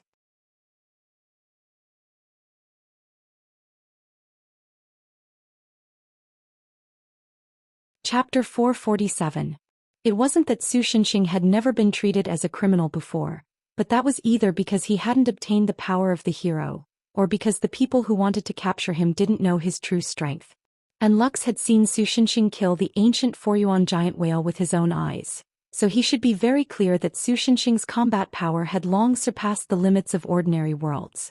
Although this could not show Su Shenxing's true strength, it was enough to make the Space Administration think about the price they had to pay before making a move on him. But now they had only sent Luke. What was the meaning of this? Admittedly, as a huge cross-world organization, the executive ship of the Space Administration was definitely stronger than the planet destroyer Su Shenxing encountered in Centaurus. But according to the situation of the battle with the Foryuan giant whale, Su Shenxing didn't have the qualifications to raise his vigilance. Even the Violet, the seventh agent of the Space Administration, was nothing in Su Shenxing's eyes. The extra-dimensional creatures he had encountered in the Great Demonic Realm were much stronger than the space-time battleships he had encountered in the past. Don't worry, I don't think you have any malicious or criminal intentions. I've already vouched for you. You just have to go through the motions this time. Because of his past experience, whenever Su Shenxing encountered a similar situation, he would subconsciously consider the worst possible situation for countermeasures, and this time was no exception. Lux seemed to know what Su Shenxing was thinking. While old Su was thinking about how to get in and out of the Space Administration, Lux said with a bitter smile, After all, this is an unconfirmed world. Although space-time interference with other worlds has been observed, the administration doesn't know what happened. They just treated the source of space-time interference as a suspect. Space-time interference? Su Shenxing was confused. What's that? I'm not particularly clear about the specific situation. After all, I'm just a steward, not a space-time observer. Lux replied with a helpless smile. But from the rumors, it should be that an incredible information disturbance broke out in your world, forcibly synchronizing the space-time flow of a completely unrelated world. Well, for example, there are two worlds. A day passes in one world but only an hour passes in the other world. This is the difference in the space-time flow of different worlds. And the information disturbance that broke out in your world caused the time flow of the other world to become exactly the same as your world. After hearing what Lux said, Su Xinxing also remembered this matter. The Beast Mother's world. Originally, a wisp of his consciousness was summoned to that world by his own corpse, to be precise his right hand, in his dream. He spent several days in that world, but when he woke up only one night had passed on Earth. This should mean that the time flow of the two worlds was indeed different. But after that, Su Xinxing himself determined the location of the Beast Mother's world through the permanent protection that he left on the beast-eared girl, and with the help of Mo Li he cut open the barrier between the two worlds. Since then the time flow of the Beast Mother's world was the same as Earth's. In this case the Space Administration did not wrongly accuse him, it was indeed him who dug his own grave first. For a moment the atmosphere was a little awkward. At this time, Chihaya Fukuyama brought up the ice water that Lux ordered, and also gave Su Xinxing a frappuccino. I'm going to continue working, you guys take your time. After leaving these words behind, the young girl left. It was not afternoon tea time now and there were very few people in the coffee shop. Obviously there was no work that needed the girl's help. The reason she said that was probably because she considered that her presence here would make the two of them have some scruples in their conversation. Although it wasn't obvious normally, this female deity was quite meticulous. Thanks to her pavement, the originally stiff atmosphere was restored a little. Speaking of which, since you don't know the situation, why do you think that I have no malicious intentions or criminal tendencies? Su Xinxing stirred his drink with a straw and asked casually. It's intuition. Lux replied with certainty. As a trans-world organization that seems to be based on technology, isn't it a bit too childish for you to determine whether a person has committed a crime? Maybe you may think it's strange, but in fact for me this is not a rare situation. Lux was used to Su Xinxing's surprised expression and slowly explained, in the world I come from many people have similar abilities. Intuition can help us make more accurate judgments. In the Space Administration this ability is classified as psychic ability. Of course it's not omnipotent, otherwise I wouldn't have been blocked by the Foryuan giant whale. So this is a racial ability. Su Xinxing complained in his mind. But there were so many worlds, it was not that unbelievable that there would occasionally be some races with strange abilities. They were all supporting him. Moreover, Su Xinxing had once seen a creature with more than 20 different genders. This made the process of reproduction of that creature look like a promiscuous sex convention. Space Administration. To be honest, I'm really interested in that place. Su Xinxing retracted his thoughts that had almost flown to Kunlun. After thinking for a moment he felt that he really didn't have anything important to do recently, so he simply agreed to Luke's request. Anyway, even if this guy was lying to him and sold him to the prison of the Space Administration, he would just have to go in and out again to kill his way back. To be on the safe side, he asked a few more questions. You want to leave now? Do you provide food there? Lux ignored Su Xinxing's question and replied, No, actually, there are some other reasons why I came to this world. Su Xinxing was very cooperative and showed a questioning expression. As I said before, the UK that Senior Ing brought back to the Space Administration had a considerable impact on the management. For this reason they specially formed a team to retrieve the UK and I'm considered one of them. Lux seemed to be a little happy, probably because he felt that it was great to be able to help his senior. In other words, the Earth. No, there are other UKs in this world? Su Xinxing blinked and was a little surprised, but then he felt relieved. This world itself was not limited to the Earth. Even Su Xinxing did not know how vast the universe was. It was not unacceptable that there was a UK in this universe. No, that UK is on this planet. Lux shook his head. You're not saying that Mo Li or I are UKs, are you? Su Xinxing first asked, then he laughed. At first, Ing thought that he was also a UK, but it turned out that old Su's status was far higher than the so-called UK. Of course not. Lux drank the ice water, then poured the ice into his mouth and chewed. Then he took out a few coins from his pocket and put them on the table, probably to pay the bill. Come with me. I think your department's understanding of this world needs to be updated. Su Shinxing looked over and saw that this guy dug out a few yuan datu. He could not help but complain with an embarrassed face. Is that so? Lux was surprised. That's right. Su Shinxing said with certainty. So when Su Shinxing took out his bank card, which didn't have much balance left to settle the bill, he suddenly realized. CK, wasn't I the one paying the bill in the end? Lux brought Su Shinxing to a hospital. Su Shinxing realized that he had been to this hospital before and not too long ago. After several turns with Lux, they arrived at a luxurious ward. An unconscious girl was lying in the ward. The UK you were talking about is her? Su Shinxing could not help but exclaim in surprise. That's right, the person Lux was looking for was the comatose sister of the deceased from the death game incident. This girl was quite pitiful. Not only did her parents die in a car accident, her only brother who was not related by blood also died from the backlash of the curse not long ago, and she herself became a comatose person. Even though there was still some money left from the advance payment to the hospital, what kind of disaster would this girl face after the money was used up? In the previous incident, Su Shinxing had tried his best not to think about it. He knew from a long time ago that even the so-called hero could only do limited things. It was impossible to save everyone in the world. So instead of being a hypocrite and worrying about this and that all day long, it was better to not see it and not worry about it.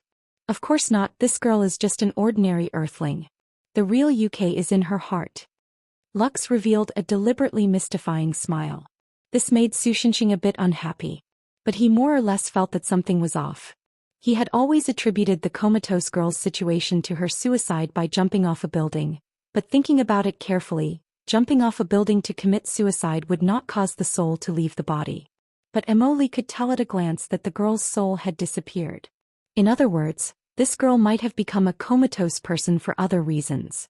You're saying that the UK caused her to be in this situation? That's right. Lux nodded, then he said puzzledly, interestingly, this UK is somewhat similar to a virus. It should have a certain degree of infectivity. Based on my observation of the surrounding information flow, a lot of people in this hospital should have been infected with this UK. It should have broken out in a few days, but this infection suddenly stopped yesterday, and the entire UK mutated into a stealth ability. It's like, after a pause, he continued to speak out his guess. It's like this UK is afraid of something more terrifying. The culprit said that he didn't know anything. Seeing that Su Shinxing didn't seem to have any questions, Lux didn't continue to explain. Instead, he took out his small pistol that looked like a water gun and pointed it at the comatose girl lying on the bed. Of course, he didn't intend to kill her. He wanted to first use the detection device to determine her physical condition, then eliminate abnormal information and so on, to see if he could complete the UK's containment. By the way, didn't you say that this UK has infected the entire hospital? What if it suddenly breaks out? Su Shinxing looked at everything in front of him and asked curiously. I don't know, the UK of the disease system is extremely unstable. The only thing they have in common is that they are all very dangerous. Just as Luke's water gun emitted blue light, the comatose girl on the bed suddenly sat up. She bared her fangs at the two like a ferocious beast, then fled like a wisp of smoke. What the CK? Lux was stunned, then immediately said, Go catch her. I'm afraid that the control of the body is not in her body, but the UK virus itself. The UK in her heart is probably the mother of the UK virus around her. That thing actually has a brain. Su Shinxing was slightly surprised because of this. Not necessarily, maybe it's a conditioned reflex of the UK after sensing danger. Lux casually replied. It's just that the girl's hands and feet looked bony because she was relying on 4 drips to maintain her life every day.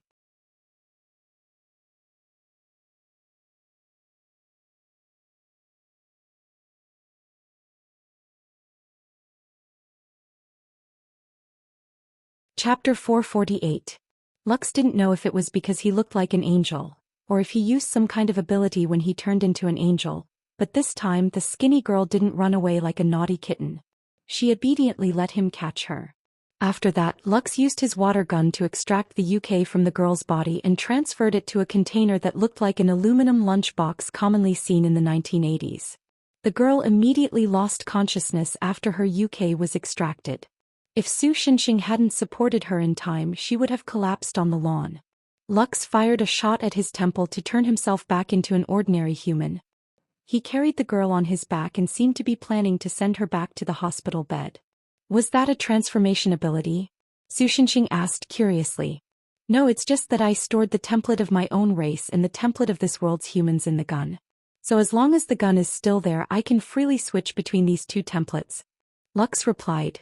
Then he smiled and added in a low voice. In fact, in addition to these two templates, there are some templates of the indigenous people of other worlds in the gun database of the General Archon.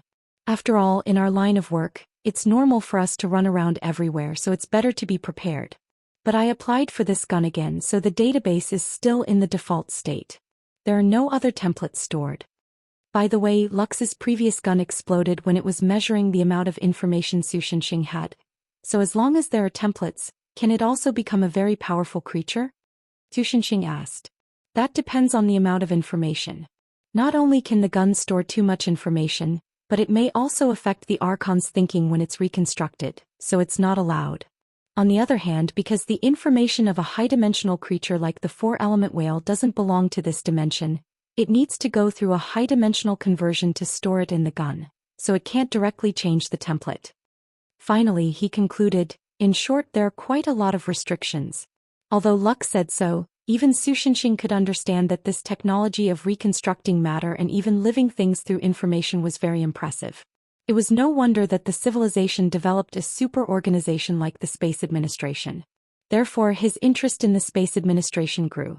No matter how Su Shenxing said that he was just an ordinary person, he knew very well that as long as Emily was by his side and the sacred sword was not broken, then he would still be involved in the turmoil of the world.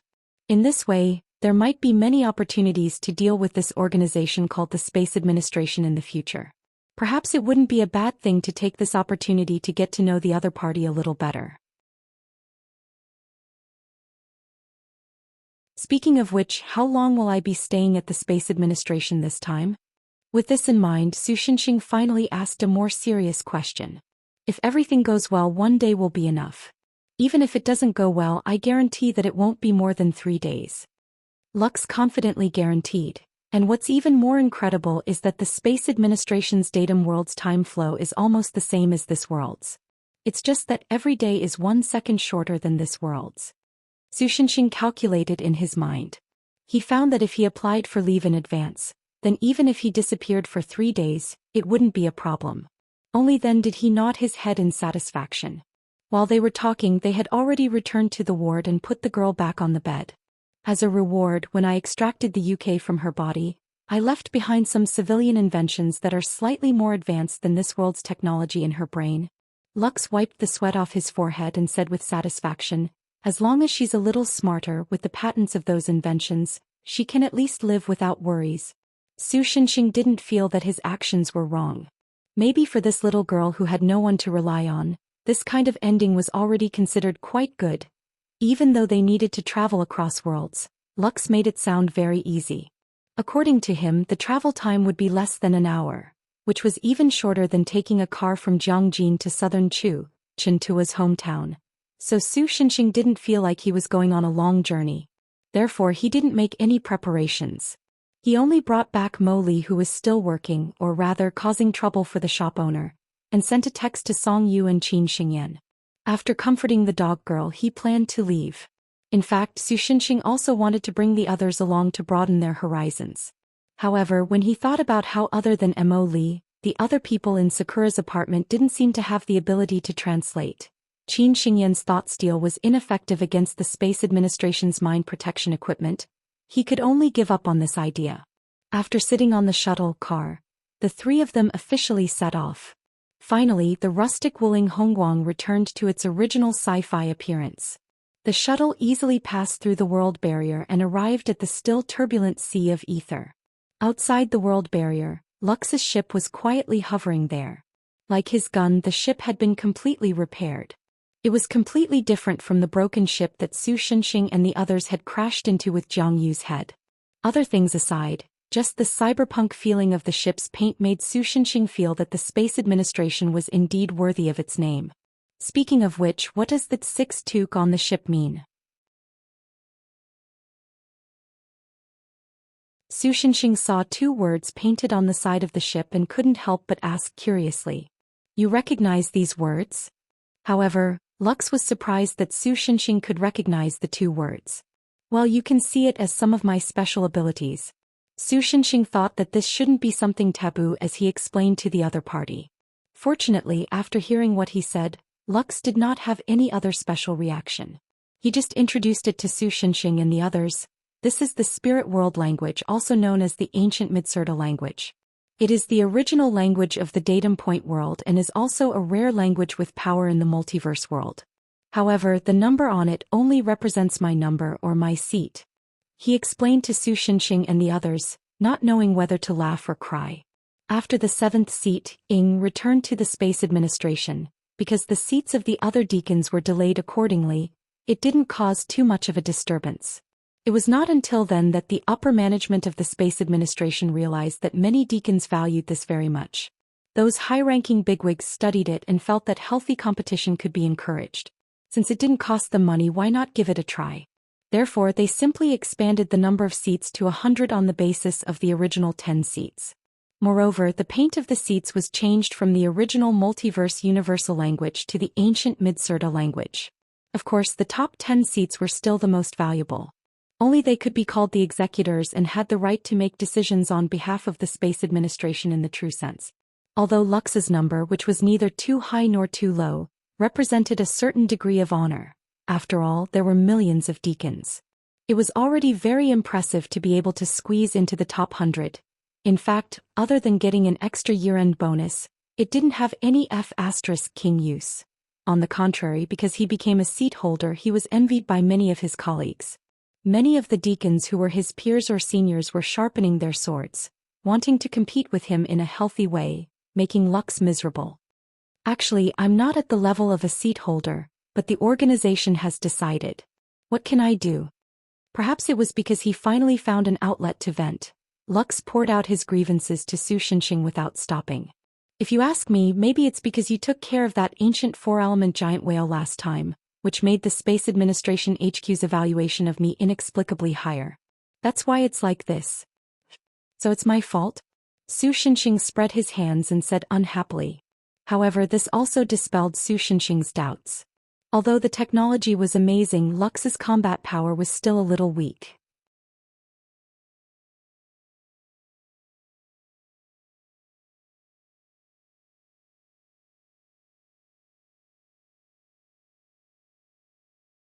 Chapter 449. Just like Lux said, after sailing for less than an hour, his ship was on a route from the Space Administration. Looking out from the bridge, it gave people the feeling that they were in a time tunnel in Doraemon. It was very magical. According to Lux, the so-called route was not the route of ships or planes on Earth, but more like the deep ocean currents. Once one entered, they would be taken to the destination world. It was a special road built by the Space Administration using artificial simulated ether flow. The original intention of building these routes was to make the communication between the second type of world, sovereign world, faster and more efficient. They used artificial simulated ether flow to carry information and achieve information exchange between the two worlds. But later they discovered that this technology was also effective on the executive ship, which could also be informatized to a certain extent. So, what was originally just a telephone line became a highway dedicated to the executive ship, and it was the kind that had a catapult acceleration effect in racing games. After a moment, the mysterious smoke tunnel outside the bridge suddenly faded away. What appeared in front of Su Shenxing was a huge shining silver planet. Seeing Su Shenxing's surprised expression, Lux grinned and showed a satisfied smile. "Welcome to the Space Administration, I think you'll like it here." "It doesn't look good." After a few seconds of silence, Emily stared at the planet outside the window and muttered to himself. The Datum world, or it could also be called the Midsurda world. This was the origin of the Space Administration. But the universe of this world was very small. The number of large celestial bodies was less than 100,000. After the ancient Midsurda people finished exploring the universe, they came to a conclusion. If they couldn't get out of this world, they would eventually be destroyed due to energy exhaustion. So they desperately researched, and finally, after a big explosion that almost turned the universe into a pot of soup, they successfully opened a wormhole to another world. But they didn't directly invade other worlds like locusts in some cultural works. and began to wantonly occupy resources to strengthen themselves. Instead, they gathered everyone's wisdom to study the wormhole, and finally mastered the super technology of crossing worlds. Until then, they began to go to other worlds and take care not to affect the development of the world's original civilization to collect the resources they needed. When they reached the peak of their development, they also noticed the dangers that could bring destruction in the cracks of countless worlds. Dimensional tremors, dimensional migration, giant whales that gnawed at the origin. In order to deal with these dangers that could destroy a world at any time, the Space Administration was established. Su Xinxing listened to Lux talk about the past of the Space Administration as if he was listening to a story, and at the same time he also followed him into the building. They were planning to go through the portal to the planet where the tribunal was located. Because the Mid-Serta universe was very small, almost every usable planet had a corresponding building complex. The planet they were on now, in the words of Earth, was just a parking lot. Executive ships, or other ships with the ability to travel, that came to the Mid-Serta universe through the pseudo-etheric route would come to this planet, and then dock the ship on this hollowed-out planet, and then go through the portal on the planet to where they wanted to go. The portal's shape was similar to a box elevator, but it looked more like an enlarged version of a coffin. This always reminded Su Xinxing of the subtle aesthetic of a certain super race in a novel. "Hello, Dimensional Executive, where are you heading to in the Sea of Stars?" As soon as he walked into the coffin, he could hear a deep female voice that was as low as a subwoofer, but it was enough to shake people's hearts. Su Xinxing's body trembled and he thought to himself, F***ck, they actually let someone with such a voice do the voiceover. The Mid-Serta natives have a really strong taste. To the tribunal. The identities of the other two people who came with you are not in the database. This is the suspect who will be going to the tribunal. Although he was already mentally prepared when he heard Lux introduce himself like this, Su Xinxing was still a little unhappy. This is. Lux was about to introduce Mo Li. But the girl said in a serious tone, "I'm the landlord's defense lawyer." Confirmation complete. Then 3 translucent screens the size of business cards appeared in front of Su Xinxing and the others. Lux's screen said, "Executive Lux, Arrest Operation." Su Xinxing's screen said, "Suspect X Trial." Mo Li's screen said, "Defense Lawyer Rescue Mission." This is the identity information that passed to Mid-Serta. Lux explained to Su Xinxing and the others. Then the surrounding green light lit up and then dimmed again. "Is this thing broken?" Su Xinxing asked curiously. "Oh, it's already here." Following Lux's explanation, the portal door suddenly opened. The world outside was much more beautiful than the parking lot planet. Although there were still rows upon rows of towering golden buildings, there were still small patches of green on the ground. Looking from afar, there was even a huge lake and a building completely submerged in the lake. Could that be the remains of the old era? Su Xinxing thought to himself. They actually still kept that kind of thing. It seems that the people of Mid-Serta are quite romantic. The intelligent creatures of some worlds are aquatic, so they will go to those places to be tried. Lux saw Su Xinxing's gaze fall on the big lake, so he explained to Su Xinxing, in the past, there was actually no such facility. Those aquatic creatures were basically placed in fish tanks and pushed to the tribunal. But later on, the inhabitants of a second-type world, sovereign world, were treated this way and protested. They complained that the tribunal discriminated against aquatic civilizations, so later on, they specially dug a lake and built that thing. Give me back my momentary admiration. Because the function of this planet was similar to a court, the people here were either staff members or the people who were going to be tried or their relatives. Along the way, it was an eye-opener for Su Xinxing. Many of the people here looked strange, more like aliens than otherworlders. Even though Su Xinxing had traversed through thousands of worlds, he had never seen so many otherworlders. For some reason, in the otherworlders he had been to, most of the intelligent creatures were humanoid and most of them were no different from humans.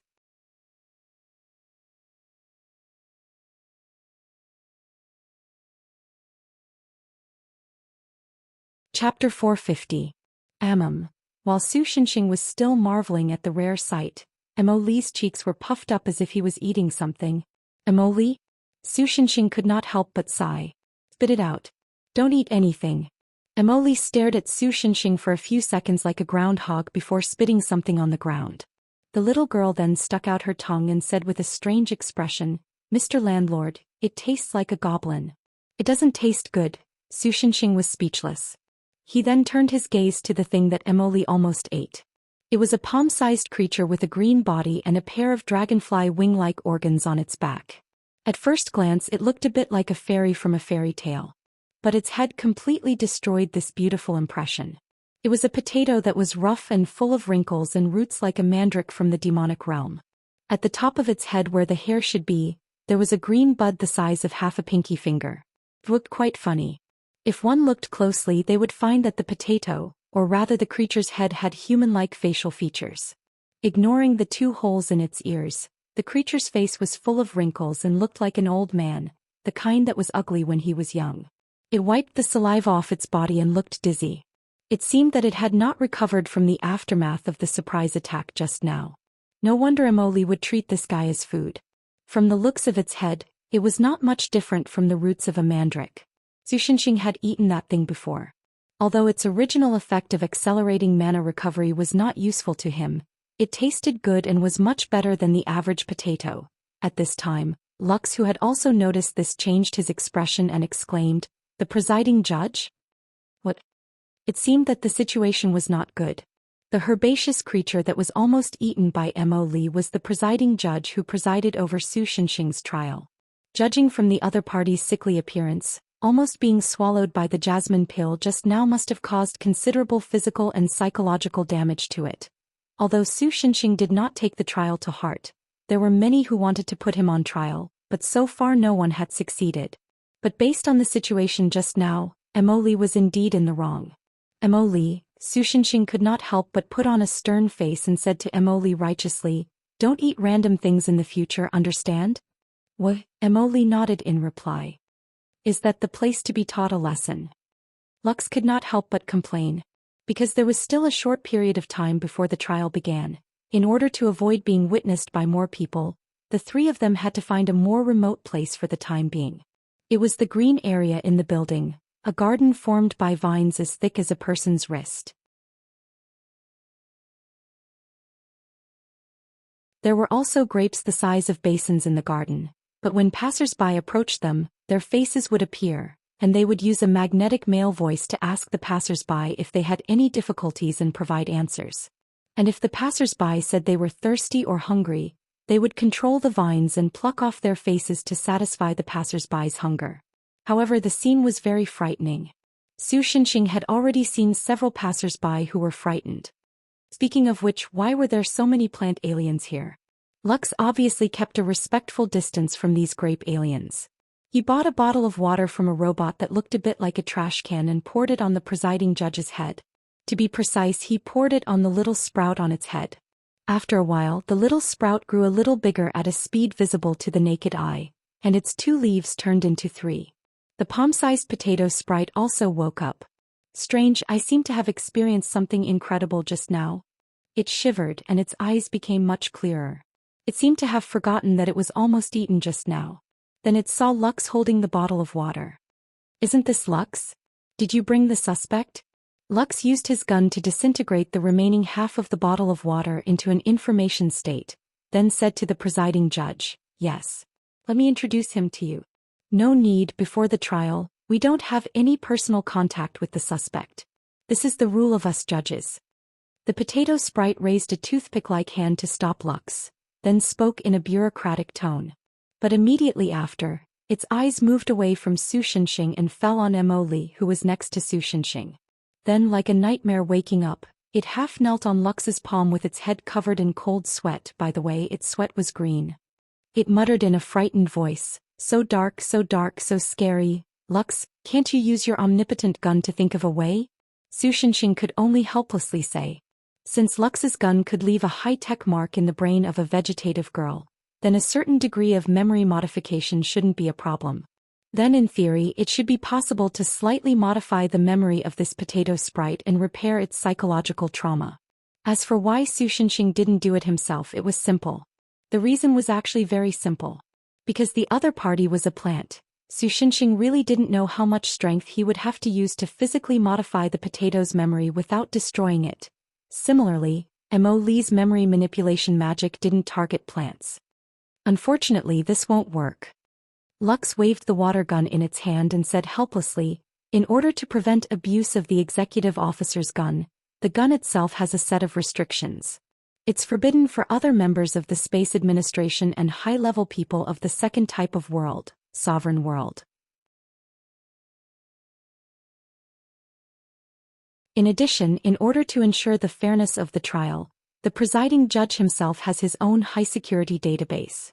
I can't hack into it with a gun of my level. That's awkward. Su Xinxing scratched his head. Mo Li was a defense lawyer, so he definitely had to attend the trial. Now that the presiding judge would have a psychological trauma whenever he saw Mo Li, there was no way he could carry out a normal trial, right? It can't be helped, Lux said with a bitter smile. We can only take one step at a time. The trial began very quickly. After watering it again, the bud on the presiding judge's head grew a little bigger, and the other party finally calmed down. And Jasmine was also ordered by Su Xinxing to turn invisible for the time being. The consequence of this was that on that day, many otherworlders who came here to do business from other worlds witnessed a supernatural incident. 2 grapes with human faces floated in the air and then mysteriously disappeared. After that, this incident spread to many worlds and became an urban legend. From the legend, the vanishing grape was born, a terrifying demon that could attack the spherical organs on the bodies of living creatures, causing countless people to tremble in fear at the mere mention of it. Of course, this was all in the future. After the presiding judge woke up, it forgot about Mo Li. After it greeted Lux, it spread its dragonfly wings and flew to the trial. From its hurried appearance, even if it didn't remember Mo Li's existence, it still seemed to be afraid. For the trial, do I have to do anything? Su Xinxing followed Lux to the trial and asked, for example, handcuffs and shackles? Can that kind of thing restrain you? Lux asked in amusement. Something symbolic? Su Xinxing replied casually. Then isn't it fine? Lux shrugged and said, actually, according to historical records, the suspects did have to wear restraints during the trial. But because it was difficult to tailor restraints for the people who came to this planet for trial, the trial later gave up on this setting. As it spoke, Lux pointed at an otherworld creature not far away. The creature looked like a giant. It was about 50 stories tall and its whole body was covered in rotting black muscle fibers. Its hands and feet were made of rotting muscle fibers, and its head was a huge tentacle that looked like a tongue. With every step it took, the building Su Xinxing and the others were in trembled slightly. Just its existence alone was enough to spread chaos and terror to the surroundings. For a creature like that, there's no way to use normal restraints. If we specially make restraints for it and use them to restrain it, its boss is like a meatball. That guy will come to this world to protest. After all, that guy is a rare creature that can travel through multiple worlds. In terms of seniority, it might be even older than the Space Administration. The higher-ups of the Space Administration had a headache over this. For example, although some creatures have hands, they actually rely on the tentacles on their chin to move. Normal restraints are really no different from decorations. Lux spread out its hands. So in the end they still cancelled the restraints. You should relax a little. It feels a little strange. Su Xinxing listened patiently to what Lux had to say. After scratching his face, he followed Lux into the designated trial. Because there were many types and sizes of otherworld people, the trial had many different specifications. It was worth mentioning that although there was only one entrance for each specification of the trial, the rooms behind the door overlapped in a dimensional state. So after everyone entered, they would be in a different room and they would not be able to see who had entered first. In addition, although they could see the presiding judge, what they could see was in fact a projection of the staff from another dimension.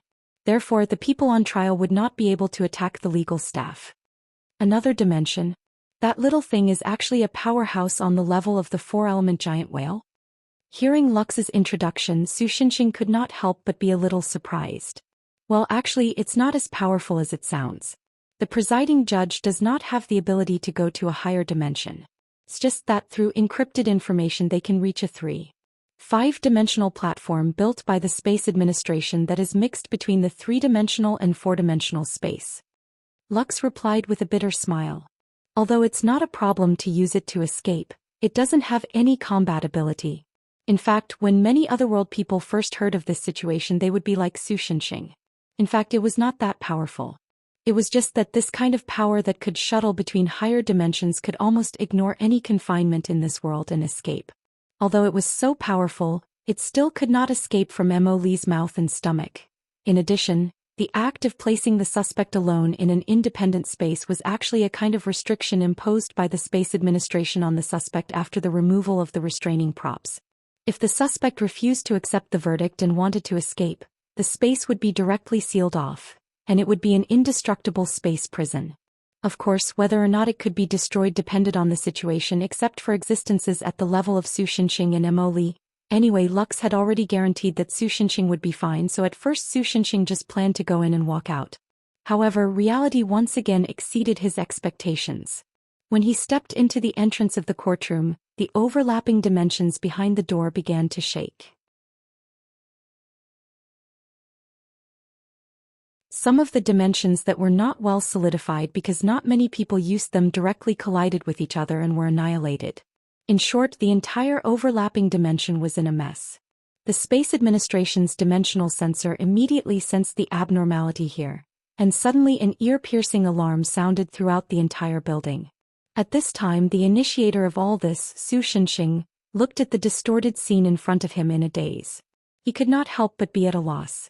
Fortunately, Luke reached out and pulled him out in time. Otherwise, after crashing through those dimensions, he would have fallen into some unknown corner of the world's gap. What's going on? Su Shinxing asked Lux. I don't know. Lux looked at the gradually cracking door frame and was also confused. This is the first time I've seen this happen. The Space Administration's response was quite fast. Not long after, troops wearing futuristic mechanical armors surrounded the building. At the same time, a group of mechanical armors with a different paint job entered the building first.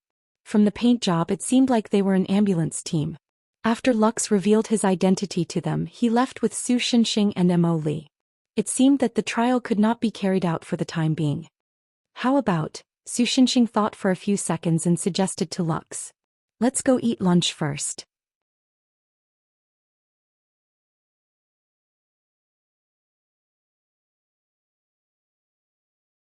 Chapter 451. As the location of the Space Administration, Midserta was basically the center of the multidimensional world by its influence. But even in Midserta, the position of the administrator was extremely high. For a small matter like bringing otherworlders to a restaurant to eat, they could just show their faces. However, our hero still underestimated the degree of responsibility and strangeness of this world's population.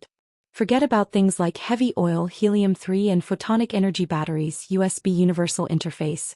That didn't look like food. But the names of the things that were probably food also made people feel subtly uneasy. What is this rainbow sautéed? Su Shinxing pointed at the name of a dish on the menu and asked Lux. But Lux didn't know about this either, so he opened the virtual screen on the table. A virtual bust the size of a figurine appeared on the dining table. It bowed to everyone politely before asking. Excuse me, sir, how can I help you? Lux repeated Su Shinxing's question. Thus, the other party began to answer their questions seriously. The raw material of the rainbow sautéed is the vomit of a kind of herbivorous orc from the second type world of Papa Mill. After adding in the clouds that appear in rainbows, it is stir-fried. Su Shinxing didn't have the habit of eating vomit, just like how he didn't deliberately drink coffee brewed from animal excrement when he was on Earth. So he changed to another dish on the menu. What is this salt-baked police car with an explosion effect? This time, without waiting for the other party to answer, Su Shinxing saw a police car the size of a remote-controlled race car rushing out of the restaurant and running around in all directions. Immediately, a chubby chef holding a milk pot and a glass bottle also came out of the restaurant. The glass bottle in his hand was constantly exploding, the kind of scenes that were commonly seen on movie screens, repeating over and over again. With agile movements that were completely different from his bloated body, he grabbed the police car and threw it into the milk pot with a clang. Just like that, he returned to the restaurant while cursing. The salt-baked police car with an explosion effect is the materialization of a certain kind of information, a favorite food of information creatures. The information content is not small and it is thrilling, so it is widely praised. But carbon-based creatures won't feel full after eating it, so I don't recommend you to order this. Or rather, that thing can't be eaten at all? Su Shenxing criticized in his heart. Because the jurisdiction of the Space Administration is very large, and in recent years, there have been more and more second-type worlds, sovereign worlds, that are willing to be directly under the jurisdiction of the Space Administration. This caused a lot of problems while the Space Administration is developing rapidly, Lux explained to Su Shenxing. For example, the appearance of many intelligent creatures that are similar to wild animals and even livestock in captivity. So when the intelligent creatures of other creatures eat their livestock, they may anger the intelligent creatures of the other world. In fact, disputes have caused many conflicts, dimensional wars. Dimensional wars. The most famous one was the war between the Huya world and the Huya world. In the end, the Huya world was even destroyed because of this. Lux looked like he was lamenting. Although we rushed over to maintain the stability of the dimension, a world full of intelligent creatures died just like that. That feeling was very uncomfortable. Anyway, because of this reason, the food in the Space Administration is basically the type of ordinary home-cooked food in the more common worlds. And to prevent conflicts, there are basically no meat dishes. But there doesn't seem to be any dishes from Earth? Su Shenxing looked at the menu from beginning to end. Because Earth is a fourth-type world, unconfirmed world, its dishes naturally won't appear in this place, Lux explained. So troublesome. Forget it, give me a serving of grapes. In the end, Su Shenxing could only choose the world on the menu that looked more familiar. Lux looked like he wanted to say something, but in the end he did not say anything. About 3 minutes later, the grapes Su Shenxing ordered were brought to the table by the robot waiter. That's right, it was the head of the grape who took off his head and gave it to others. I've had enough of this restaurant. Su Shenxing roared in his heart. In the end, the food was eaten by Mo Li. Since he could not find anything to eat in the so-called restaurant, Lux simply brought the two of them out of the restaurant. The magistrate building was still sealed. It seemed like it would not be able to be used again in a short period of time. The three of them went downstairs to the green belt. Although it was called a green belt, but other than the fact that it was slightly smaller, it looked no different from a tropical rainforest. If it was a normal person, they would probably find it difficult to move around, but Su Shenxing's group was not a normal person in the true sense. Therefore, even if they were in a tropical rainforest, they could still continue to talk and laugh. After finding a relatively flat ground, Lux took out his gun and reconstructed the data to show a lot of food from Earth. Speaking of which, why didn't you use this ability earlier? Su Shenxing was very dissatisfied with this and complained, "You want to go to that strange restaurant again. I suspect you want to make up the word count."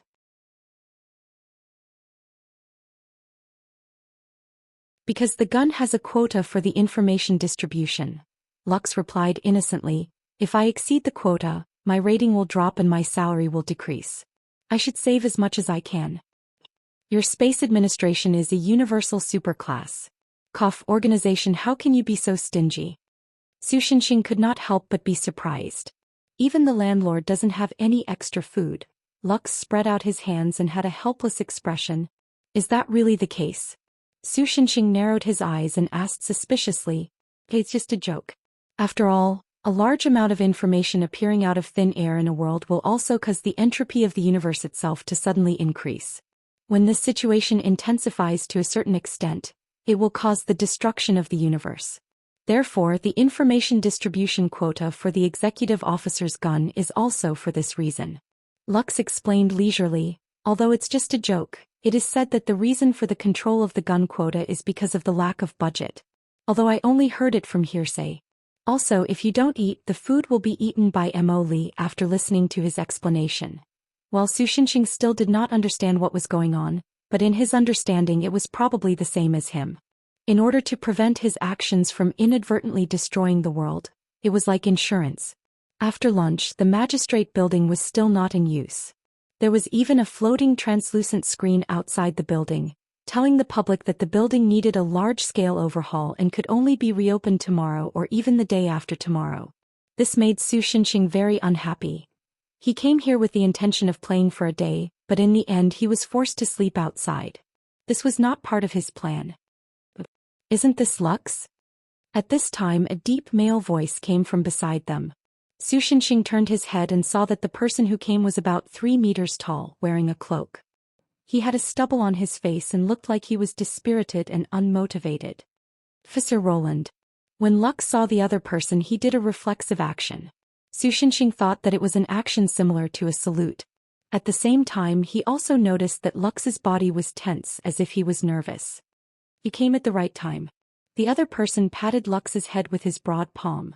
Under the other person's palm, Lux's head was as small as a tangerine. I'm just about to arm myself and ask for my salary. No, it's to attend the end-of-year presentation. I remember that you're quite skilled. If you're free, come with me. We can't let our space administration lose face. Arm yourself and ask for your salary? Su Shinxing muttered curiously. It's the end-of-year presentation. The dispirited man immediately corrected him in a dignified manner. Then he looked at Su Shinxing. Who are you? Lux's friend.